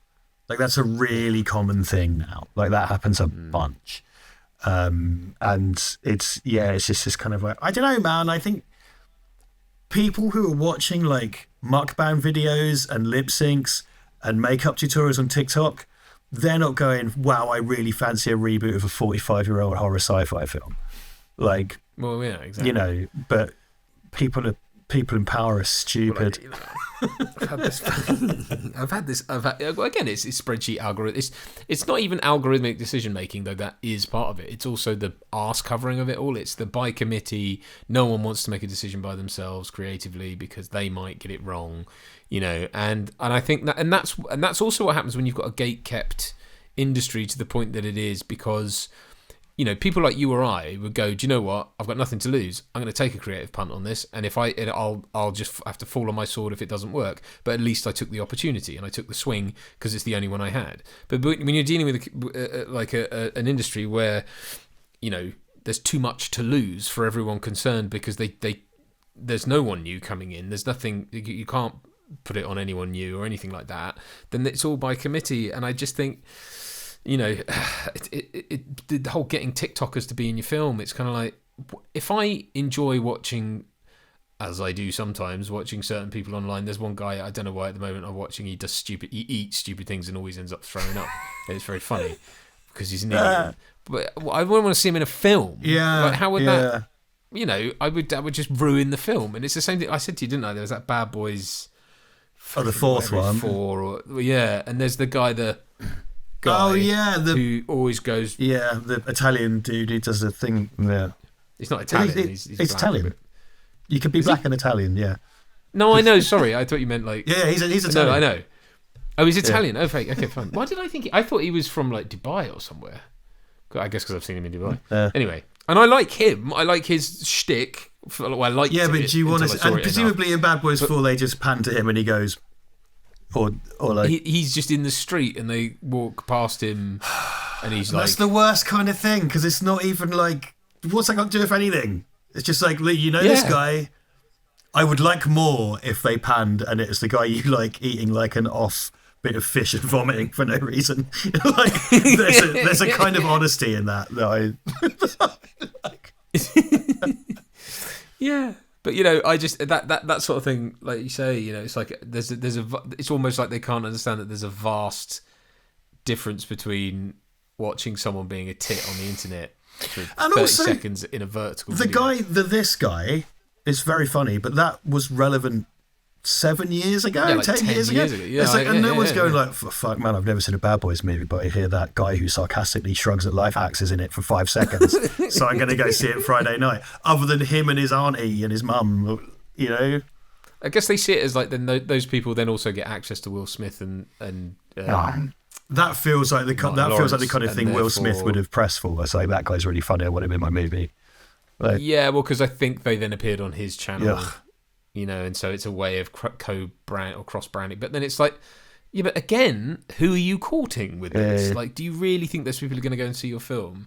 You know, for the 5 minutes it's going to be in the cinema because you're going to put it straight. it's so to streaming bankrupt now, as well because it just pans for him, do the thing, do the meme, and go back. Yeah. You know, like, It's the I didn't do it. yeah. You know, Say, it's like, say so the what? line, guy from TikTok. Yeah. So I've just realised we've been doing, like, if you're on YouTube, you can't see us, but we're talking about that guy who shrugs with his hands. I should have looked up his name. They know. But They know, but I'm just covering my arse here. It's like I'm a big fan of. I like Notorious Foodie, who's the guy that does all those like very quick recipes where it's all, but it's really really high end cooking, and he does. You know, I love watching all those, and they're very quick and they're very cool. Don't want to see him in a film though. A film where someone sort of chucks ingredients down very quickly, like, because again, a lot of this stuff is sort of editing as well. It's like the way things are put together online. It's like the guy who pretends to run, but he's in one place. He's standing still, and he's running. Oh, like because he's like the guy who's got like the really good mime skills. That guy. Yeah, he's not even got good mind. He can just do that one Right. thing. Okay. And it's kind of like, what, you could put him in a film, but again, to what end, and how would you, and it's like, I don't, there doesn't seem to be any second order thinking here. It's just like, man, he's got 5 million subscribers, therefore 5 million people will come and watch this film. It's Yeah. like, Yeah. what? Yeah. Okay. Yeah. He's like, that'll translate because it's just boneheaded because donkeys are in charge. Anyway, the film. Yeah, Sorry. I feel like I caused that that derailment there. Yes. How does she black goose herself, doesn't she? The pregnant girl, because she thinks it's going to cure her wounds. It has restorative properties or something, like it does, because that mouse comes back to life, doesn't it's going to turn your baby into a Slender Man. What's going to come out your fanny? So that's your problem there. Here you go. This is Aliens. Yeah, and again, it's all, even with the wind in her face blowing her hair and the lift and everything. They did quite a good. Have you seen Dark Star, the John Carpenter movie? It's the kind of Dan O'Bannon. No. So Dan O'Bannon made that before Alien. Yes. They do a thing where I know. Okay, cool. It's a corridor painted to look like a lift shaft to make it look like it's a very clever bit of filmcraft. And they just did the bit there. It's quite reminiscent of Dark Star, except they did it with money. So there's probably not just a corridor at UCLA with a bunch of white tape on it, but it's kind of quite reminiscent of that, and it's playing the same pool. There's the blue laser thing is back as well. I was just going to say that, I do sort of like that they brought that back, but again, it's kind of, in the first film, it's implied that that's a layer over the eggs that it's like a movement sensor. Yeah, doesn't make a lot of sense, but then it's aliens, so it shouldn't. Exactly. But stop applying logic to a film that explicitly tries to mess with. Isn't there the story that like they borrowed that laser from Led Zeppelin or some shit? There's some kind of IMDb trivia. Pink Floyd, I think, isn't it? Pink Floyd, okay, because it's like they were like rehearsing in the next spaceship or whatever. Like take the evil disc out of Andy, make him back into Lenny. What was the thing about Stanley Kubrick? I can't remember now. Lending them something. For Alien? I don't know if it was for Alien or what it was now. I can't remember. He was filming something next door and he came in and maybe that might have been a Bond film actually. Ignore me. Make like my wife. Oh no, 10 minutes to Impact event, but there's more film left than that, quite a bit more. 35 more minutes. This is the problem. Like, I didn't have anyone to talk to when I was watching this in the cinema, which is the point. You need to watch it properly. You can't review something if you don't watch it properly. Agreed. Yeah, and I wanted to give it the benefit of the doubt when I realised it is like being sort of strapped into the ride at that point. And you're like, all right, I'm going. Particularly fucking Everyman. Jesus Christ, that wasn't cheap. It's like 17 quid or something. I mean, it's really nice. They've opened one in Cambridge. It's really nice, but like, No. That having been said, I did watch Predator, like I said the other day. I watched Predator in Brighton Odeon, which smells a lot of wee. It's not a nice cinema. It's very run down. I quite like. We have a showcase here that I quite like. I frequent. It's always like depressingly empty whenever I go in there, which I hate. But then I tend to go on like a Tuesday afternoon, or morning. So it's like but I like that one. They've opened a big empire in Peterborough. Shopping centre. I don't live in Peterborough. I just like Peterborough, but it's probably my closest big town, and they have they opened a really big empire there that had been on the rocks like during COVID. And sorry, stuff. look at this in home. That looks really good. Like it works there. It's a bit like you said about Grand Moff Tarkin in the reflection in the window. Yeah, there's a layer of separation. That works when you put a layer. Yeah. Sorry, exactly. I thought it was important to talk about the film. No, not at all. Yes, no, but yeah, no, I'm not aware of Empire as a chain of cinemas. I don't really know. Okay. There was the Empire Leicester Square. That's quite. I never really thought it. I just thought that was like its name. Because because perhaps it was old or whatever. But well, it is. But yeah, so they've opened that, but I don't know that anyone goes to it because I think why would I drive into town and pay to park to go to a more expensive cinema when there's one on the outskirts of town with free parking? Yeah, it's there you go. It's no one's going to solve the cinema problem. Everyone wants to keep it, but no one wants to go. Yeah, exactly. And pay for it. So that's it. Use it or lose it, folks. So this is where he even says, you have my sympathies and all that. Like it's. Yeah. Like this is where I think this is the most frustrating part of this film is where it reaches peak remix in the third act. It's just member berries out the wazoo, like in every way, and it's just kind of like, and then they start like I think it starts when, like you pointed out, it turns into aliens. She's got a smart gun. There's all the wind and the sirens and stuff, and then he does his line from Alien, and it has the acid thing, which I think is inventive and cool, but. I just feel like, it doesn't know where to go after this or how to conclude, and it's kind of... Because of course it doesn't, because it's taking place between two films. Yeah. And it doesn't want to do the thing you're expecting it to do, which is that, well, technically everyone should die because no one knows about... Do you know what I mean? Like, no one should know... Yeah, no one should know. Or how would we set up aliens after this? Or would you want to do that? And I don't think they wanted to do that. I think they wanted to set up a sequel. So there's going to be a whole fucking adventure. Oh, yeah, because... and it ends the way Prometheus does, which is kind of like... Yeah, later it's been a robot going away. And the idea is that he's not allowed. The planet they're going to doesn't allow androids, so that the next phase is that she has to create acceptance for him or wherever they're fleeing to. Which will have what to do with like, is that a film? Like I don't really know, because what would happen in a sequel to this? They go Aliens Romuluses. There's 2 space stations next time. Like what? Or 4. Yeah. Well, there's kind of 2 in 1. I don't really think as well. Yeah. Something that makes Ripley interesting is just the sheer amount of trauma she experiences, and that's really leaned into in the second movie. And I don't really feel. Yeah. And that's where I think the third one is consistent, which is sort of going down this real nihilism. Like there is really only one outcome for her. She's fated to it.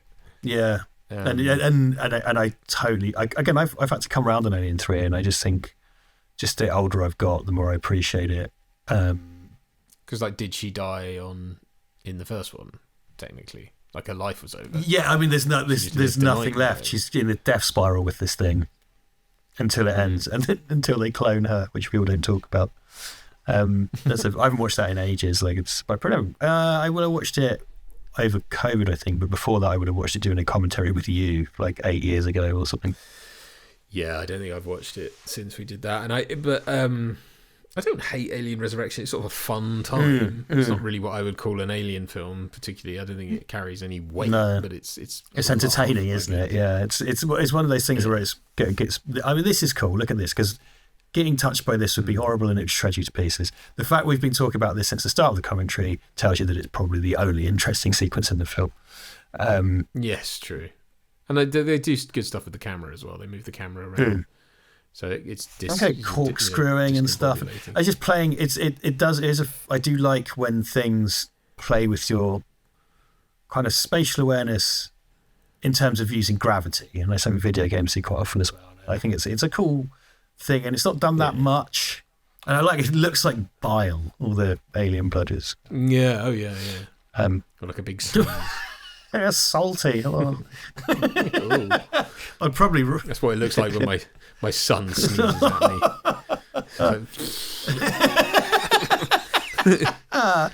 Oh, God. I don't know, I'm going to be getting ill for the 5th time this month. There's a moustache to block jams. There's a shield, filter. I have to, the whole dirty shitter thing. I'm always like, I think that has to come with a moustache, doesn't it? Oh, God, yeah. Oh, my because word. they would smoke, and then you have to imagine that moustache must stink. People, yellow fingertips. Nicotine-stained tash. Moustache. Moustache. Like my grandpa Jim was a wee bit. Hey. And everything.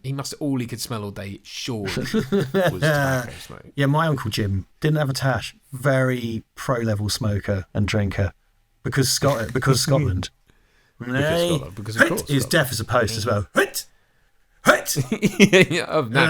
they all got blown up in the war or whatever. Actually, I don't know what the origins of his deafness is, but it was probably that. Yeah, or smoked in his ears. Sing 2 in his ears. Actually, I can put 2 in my ears, 1 in my nose, 1 up my bum. I'm good to go. No, that's too far. 1 in the hogs, Hogs, Hey, Jim, you're not smoking. Well done. He's like, aren't I? Your trousers are on fire. Oh, I see what you're doing. Right up the hogs, Streets into my bladder. Fuck, Jesus Christ. With apologies to Fede Alvarez. Found a way to suck through my bladder. Like I've inverted my bladder somehow. Was that the kettle boiling? No, that's Jam's hogs, They emptied the bath last night. Oh dear. His lungs are too coated in tar. He can't take the nicotine in anymore. He has to do it through his hogs, My late Uncle Jim there, sucking fluids and smoke through his hogs, His hogs. Hogs, Is that a hogs, Oh yeah, this one. They love giving an alien a scar on its dome, don't they? Yes, so which one it is. Specific. It's a specific. Although, why does that one have like electricity going through its head? What's that? Oh, because it's the one from the wall fan, right? But then why is there still electricity? It's got a battery in it, as well as the battery acid or something. Fuck knows. Christ. Yeah. And again, I've seen this. I was so annoyed by, like in the cinema, I was just like, fuck me, man. I'm in Crystal Palace. I'm so far from home. And this is my one day off from really arduous schedule. And I've chosen it to do this. Like for fuck's sake. Yeah. They will bring you, like, if you order your cup of tea and whatnot. I ordered a cup of tea and a cake, and a nice man brought it to me in my seat, which was like a sofa. It was quite nice. Did it cost $7? Yeah, fuck that. Like, I think it was a lot with the ticket and the fucking cake. And I was like, I don't think I'm at this level of society. I can't afford cinema. If I go to like Cineworld or Odeon, it's $9.99. That's more my speed. I don't want to be spaffing money on expensive tea and cake. Look at that. He's riding it down like a surfboard. Like Jason Bourne. Get away from her. Yeah. Why would he say you? Yeah. Because you remember. Is it female? Is it a dog? Yeah. No. Female dog. Oh. It's so annoying. It's just, again, I thought they were just going to do the get away from leave her, it. and they would leave it as a sort of nod, and we'd all go, but at least he didn't say it all the way. But then they had to find a way for him to go, you bitch. It's like, or come up with your own fucking line. It's going to something to quote of yours. Like, what's the quotable line from this? Well, the ones from Alien and Aliens. Yeah. Oh yeah, it goes into the rings of the planet, doesn't it? That's cool. Yeah. And I like that because it's in an orbit, so of course that's a good ticking time bomb as well, isn't it? The decaying orbit.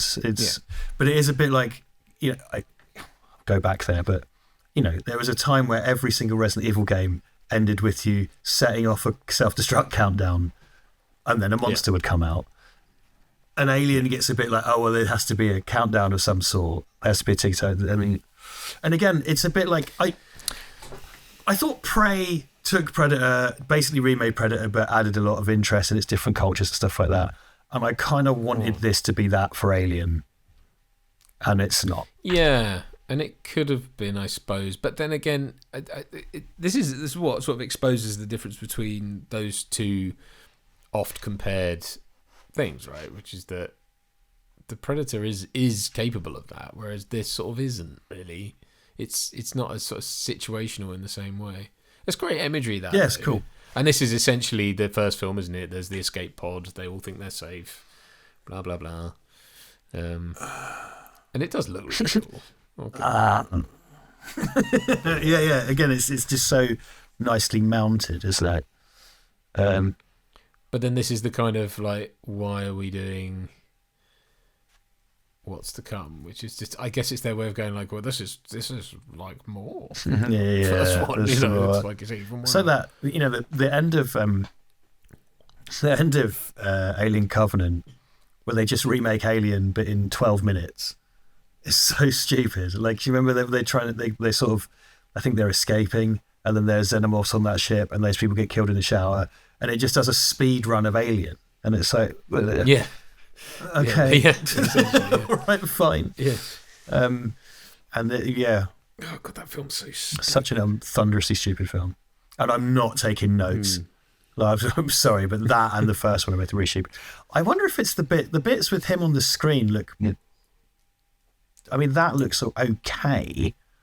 Like, why is his ears so huge? It's like, it's not so much the ears that bother me, but it's just I'm worried you'll hear me.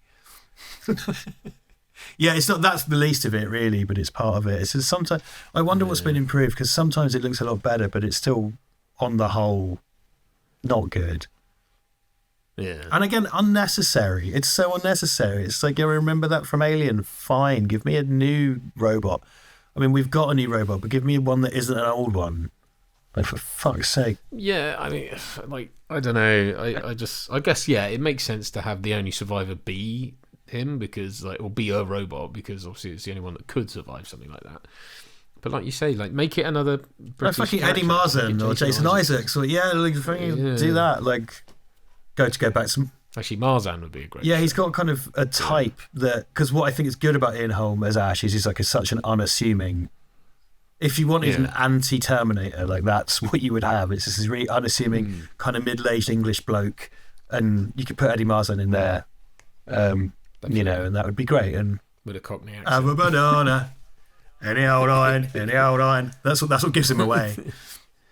Oh no, Slender Man's gonna come with me funny. Oh yeah, I took the black girl. Oh, yeah. Don't take experimental alien go. Just don't do it. So as he says earlier, it's like it has the ability to speed up and slow down its metabolism at will. Something he says, which I think is probably the first time that's been drawn attention to. I mean, because that's so it can cocoon itself or whatever. Yeah. It really just does do whatever is required of it. That's the problem. Is it's MacGuffin goo. It's not. See, we've had, and again, the kind of pregnant woman birthing thing was in Prometheus. They did that, and the one kind of good thing is like the abortion sequence in Prometheus is like, it's really gross, but it's really good, and that's the kind of body horror shock in that movie, really. So you can't just tear an umbilical cord. Like but it's made of alien, Duncan. And they're notoriously softer than human beings. Right. Oh yeah, it's like a little cocoon before it becomes Slender Man. It looks a bit like the pod from Invading the Body Snatchers. Yeah. Much in the same way, everything in this is a bit like something else. Don't just fucking look at it. Hello? Oh yeah. It's a wee baby. Oh yeah, I'm a lanky baby. Don't let it get away. Well, hang on, is it acidic? Yeah, I guess it just... If it's acidic, then why didn't it burn her? Any old iron, any old iron, any old iron.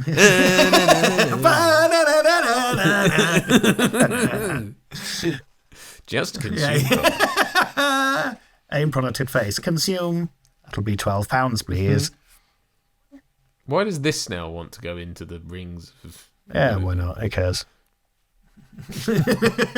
Let it. Because again, she's sort of running around in her grunts, like in Hello, the first grunts. film. You know, rolling around in her grunts. And she has to go down to the thing, which Sigourney Weaver had to do. Because doesn't she go down there, then comes back up, then goes back down, or something? And it's kind of like, that's kind of what Ripley had to do. 20 minutes left. I'm hoping most of that's credits. Because it sounds like she's going to be going up and down a lot. I have seen it, but I didn't care for it. I've forgotten it, and now I'm watching it again. Yeah. That's just, there's just nothing new in this, and that's the problem. It's kind of...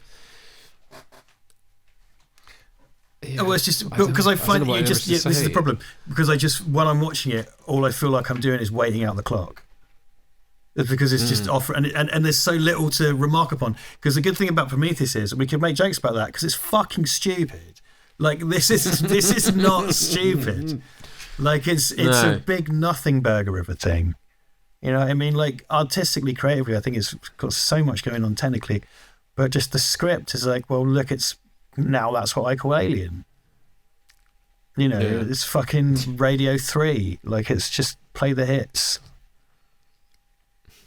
Does 3 have music on it? I can't remember those to the radio. Yeah. I mean, it's and again, you know, where do we go with this? What happens after this? I just think as well they've worn out so much goodwill with audiences over this, and you know, like okay, there's going to be a generation of people who were too young to see Prometheus who were old enough to see this. This made a load of money though, didn't it? But they did really well. It got well, you know, received. I think it got sort of reviews inexplicably well received, which was something. Yeah, because it had that. So what's the other thing? Like, there's a couple of things I've watched recently that have just had bafflingly positive reviews. Just like, what, am I mad? Yeah. Am I crazy? Yeah, that shot of it there is pretty... The way it grins, I think, is just, it's fucking creepy. And knowing that's a guy who, he obviously doesn't look like that. He's covered in prosthetics, but it's like this basketball player who looks like that. He's that thin. Yeah, he's really thin. And yeah. And again, and this is Alien Resurrection as well. So it's Prometheus and Alien Resurrection. Like, two of the worst things, like, smashed together. Because it's a remix of a remix of a remix. It's a whole... This is like several things we've seen before, like, smashed together. Yeah. And it sort of looks like an engineer. Yeah, it has the face of, like, an engineer. Like... Yeah, see that? The way it's a silhouette there, and you can see enough of that it's human. It is creepy. Got back orders. So is he trying to breastfeed from her? Is that what happened? It's like... I don't know, because she put her hand in a bra or whatever and pulled out all that kind of goo. Yeah, okay. And I think that's what that's supposed to be, is sort of like milk. Colostrum. Which is that's what comes out first from the teeth. Glad I'm not a parent. Would never have had to have learned about colostrum, but here we are. It's like a sort of, it's a goo that comes out first, which has lots of nutrients in it, and then the milk comes through. Nutrients.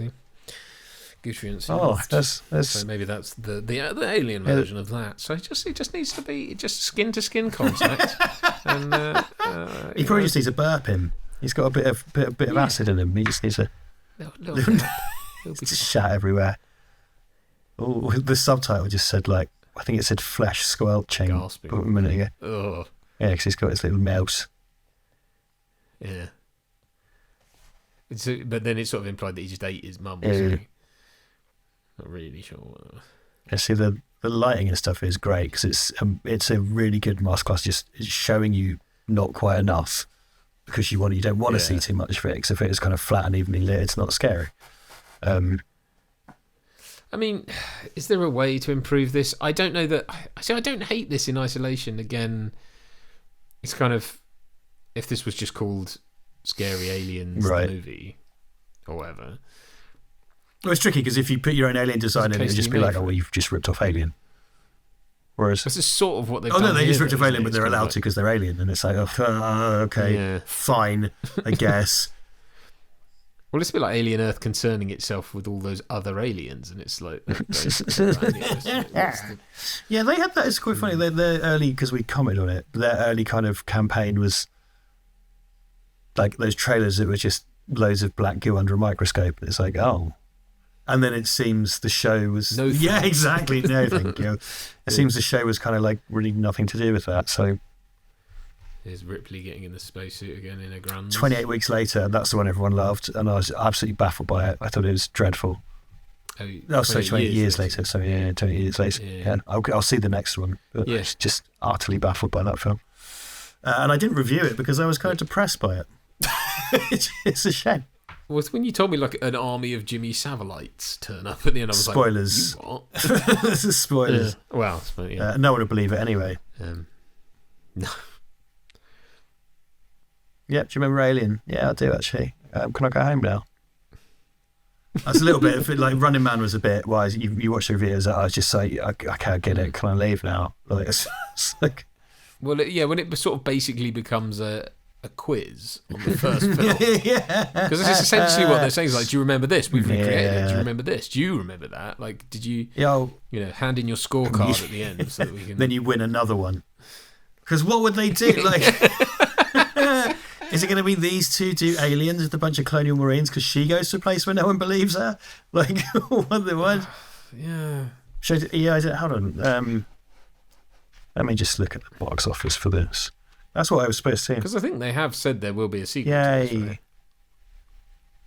I'm pretty sure they have, yeah. Alien Romulus, box office. It's an office of box. Okay, well, it did 350 million global against 80 million budget. So even with the marketing, that's pretty good. And also in 2024, 2025, when movies just don't make money theatrically, because everybody knows that you just can't. The numbers to streamers are so opaque. And I think a lot of people have Disney and they just know, well, this will be on Disney. So for all we know, the numbers on Disney have been phenomenal. Maybe they've been dreadful. We'll never know. But if you can make something that looks this good, for in terms of the production values are not its problem. No. We've been gone to great pains to say that, I think. So that being the case, then why does anything need to cost 350 million? Yeah. Why? It's all. I guess it's. We can't take any risks. It costs $1 billion, and it's like, why does it cost $1 billion? You fucking mental case. It's like, what you can say. Yeah, like smiling. The only famous person in this. Yes. It's true, yeah. Then we got Bilbo Baggins, but he's fucking dead. Which I kind of, I was really glad about that in this film because, it's at no point has anyone gone, oh, there's no one famous in it. Yeah, and that hasn't made it suffer at all. Exactly, which is exactly what it should be. Wang on about all the time, but it's true. Oh no, she's hanging off of space. Oh. Breathing deeply. In a meditative state. She's just being present. She's living in the moment. Yeah. Try and be present when a slender man comes out your friend's fanny. There we go. Oh no. No. It's like in Alien Resurrection, an alien and aliens. Do you remember those? What's happening? I think it's being shredded by all the dust, I guess. Oh, okay. I wish I could. If only I could muster just the deeply melancholy energy of this whole podcast. It's why? Yeah. So, I mean, in a way, and I think it's partly because I'm watching it with you and I'm not listening or being forced to pay attention to it. It's not as bad. I'm not as annoyed as I was when I. It's because you've got company this time.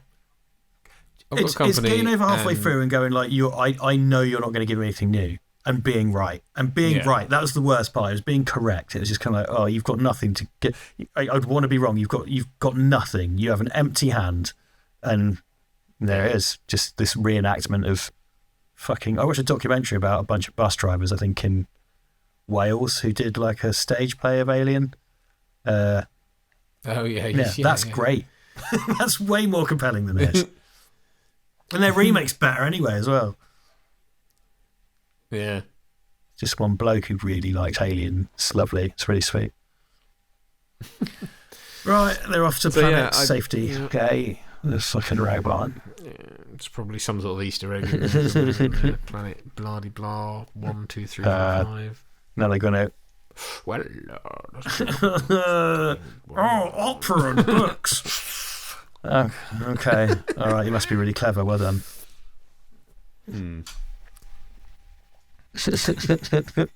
Quickly pile in the insults before he dies. That's the time to do it.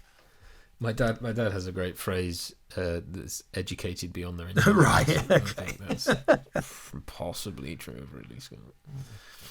Because I kind of get like the films of his that I hold in great regard. I often sort of go, was that him? Well, this is the thing. He's held up as a kind of genius auteur, but he doesn't write anything, and that's fine.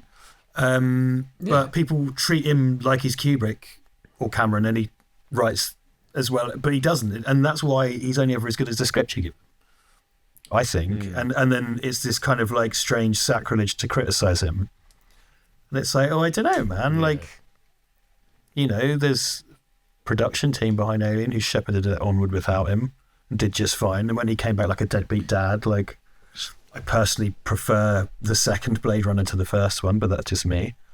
Like, I didn't hear good things about Gladiator 2. Why was there a Gladiator 2?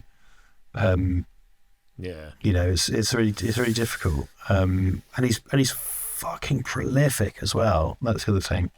The whole Gladiator 2 thing was always a joke for the longest time. It's like Passion of the Christ 2 and everything. Kind of like they're doing that as well. And it's like, okay, HR guy got penis. There, we got it in. I was worried we wouldn't get it in. So let's use what is probably a very long 7 or nearly 8 minutes of credits to come up with what we would do with a sequel to this. So, apart from not. Oh, okay, fuck it. Well, that's me done. How do you make a new, interesting Alien film? I don't know. It turns out exploring the aliens' origins was a mistake, and it doesn't matter that it was a mistake, because if someone has a good idea about it, they can't do it now, because it's been done. So they can't suddenly come out and do the good origin story, because it's already been told. So you can't do that. And what even would that be? And I've always felt that kind of robs it of its mystery. And part of it, the point of the Alien was it's just completely inscrutable and alien, so you never know where it came from. And even if you did, it wouldn't make sense to a human brain anyway. Right. So trying to make it was a clone made by a robot. Was it that, like 10 years ago? What the fuck, mate? Like, absolutely not. No, absolutely not. Not into that. I suppose, but for me, is if the Romulus films, or whatever they're supposed to be called, effectively happen in between Alien films, because she's gone into hypersleep, and she's just drifted off, and they kind of show her spaceship, like the thrusters go out and stop working, so she's just drifting a la Ripley in at the end of Alien. So could you do something where she's picked up really far in the future as well, and then, I mean, again, you're just remaking. I would love just to be really obtuse, just use that to make a spiritual sequel to Alien Resurrection, and just do all the mistakes that film had, and just be really dumb. It would be really great. Just make a big silly pantomime, like, because the thing is, you couldn't have the shock effect of Alien 3 by having the other character killed, because no one cares. So like, it'd be like, and he's a robot, so you can kind of, he's a disc. It's a disc, yeah. So there's that. I mean, I honestly think, hey, look, Predator Bad Lads teed us up. Give me Dan Trachtenberg's Alien vs Predator movie. If she's in it, great. But what I want is the Alien vs Predator movie, and it always should have been in the future, in the colonial marine time. Give me that with wacky sci-fi craziness. Get someone. It's a fucking, it doesn't have to have a big exploration of the human condition that borrows from Greek mythology. Just a big fun blockbuster about aliens versing predators, please, with big pleasing fights and silliness and craziness. And the tone of Predator Badlands is probably the place to do that. And you know what? I would probably make it a bit more violent against humans and stuff, and dial it up a bit, so it should be a bit gross and nasty. And I'm not fucking bothered about the existential questions it raises. We've passed all that now. We've shat the bed so many times. Aliens versing Predator, please, but in a not shit way. Thanks. That's it. Here's a sort of take on it. I think the way, you could do that where somehow Kaylee Spinus, Spinus, character, Spinus, is somehow awoken and eventually sort of collides with Deck from Predator Badlands, and you could make something commentative like he's on the run from his mum or something, and there's a kind of, do you want to, like, if you're going to make it about motherhood again, because that's what Aliens is about, you could sort of have something in there about, like, obviously she's trying to be, get, I think she's an orphan. Parents are dead. She's sort of looking for, I don't know, I'm loosely trying to stitch something together out of my arse, but I think I think you could sort of introduce that character into that world and have that be the sort of where they go, and then have sort of colonial marines as a backdrop to it. And I don't know, I mean, don't do it. Exactly, that's the thing. I mean, I would ideally like the Alien versus Predator film I've described without her in it. But nothing against her, I just don't want it to continue from this. But if she was, I'm sure they would find a way, you know what I mean, pop her in there. I don't really care. It's a bit like fucking the protagonist from Covenant, whatever she's called. Like, I don't care if she can't give a single shit if she comes back. Like, nothing against that actor, but I don't care. Like, they already killed off fucking girl with the dragon tattoo anyway, so like we can forget that. Just like these protagonists that I just don't give a fuck about. So, anyway. It's just the way those films all end as well. It's that kind of like, again, no second order thinking. It's like, you're going off to, I mean, I suppose in the end of Covenant she's going off to a uncertain but kind of certain phase, and that she's not going to survive, so and then what, we're supposed to care about David? He's evil. Why would I want to watch that's somehow he's so compelling. So okay, if you say so. I like opera and books. Have you heard about classical music? Flute. All right. No.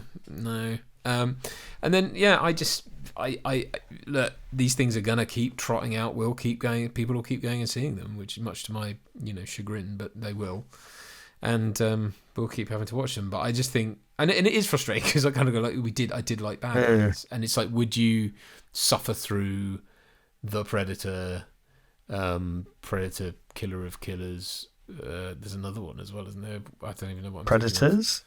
I do like that. Because you're quite. That's how I feel about Predator. By the way, I forgot to say, I'm going to sneak this in now. A big part of this is Predator 2's problem. We're watching people solve a mystery we already know the answer to, and that's the tension is just gone, because it's kind of like, what could it mean? It's like, well, I know what it means. I've seen Alien. So I just squeak that in. No, you're right. I mean, that sort of dramatic irony thing, it's the same. But then one could argue that of any Alien film or any. Well, I don't know, because like Aliens, she says, "I know exactly what's going on," and it's those people failing to act around her, and I think Ripley's curse is like people fail to act around her advice, and that's the. Whereas it's a new set of characters going like, a chest burster, and it's like, I know, I've seen it. That is true. Yeah, and you're right. And then what that allows us to do is to make that thing of Ripley's story that it's a sort of hell or purgatory she's stuck in, where which is a sort of nightmarish scenario where people don't listen to you and you're sort of trapped. And she's doomed to repeat it and stuff. And that's kind of the hell of being Ellen Ripley. Helen Ripley. Yeah. So that was a rather lackluster commentary. Sorry, it's a very low energy. Alien Romulus. Apologies. I think I suppose, would it have been better drunk? I don't know. Maybe. I've learned that this film's always better drunk. That's what I've learned today. Yeah. Well, not that I'll probably ever watch it again. No, I don't think so. I'm not arsed. Frankly, the arse off me. Anyway, well, we hope you enjoyed that. Maybe you did, maybe you didn't. Let us know in any event down below, and I don't mean my genitals, I mean in the comments section, where we leave messages, again, not on people's genitals. Don't do that. I'm not advocating that. Please do not. Don't cancel me. Thank you very much for listening. That was Alien Romulus. We are intending to return very soon with a commentary to True Lies, and I figure if I say that at the end of this, makes it a fact. Yes. So you can all keep us accountable on that. But so we'll be doing that shortly, and probably drunk, which I'm looking forward to. Unless I become ill in the next 24 hours, which is who's to say? But I'll just get drunk on flu or something. So, yeah, thank you. If this was your first time listening to one of our commentaries, I highly doubt it, but welcome. Thank you very much. Please do like, comment, and subscribe, and tickle our balls that way. And we do have a Patreon. Look it up. Anyway, next time... We'll see you all again soon. It's been a real pleasure. It's always a pleasure doing the commentary. Oh, my love, thank you. You know that. I don't know what I've told it to how we go. Hello, my love. And until next time. Tatty bye. Goodbye.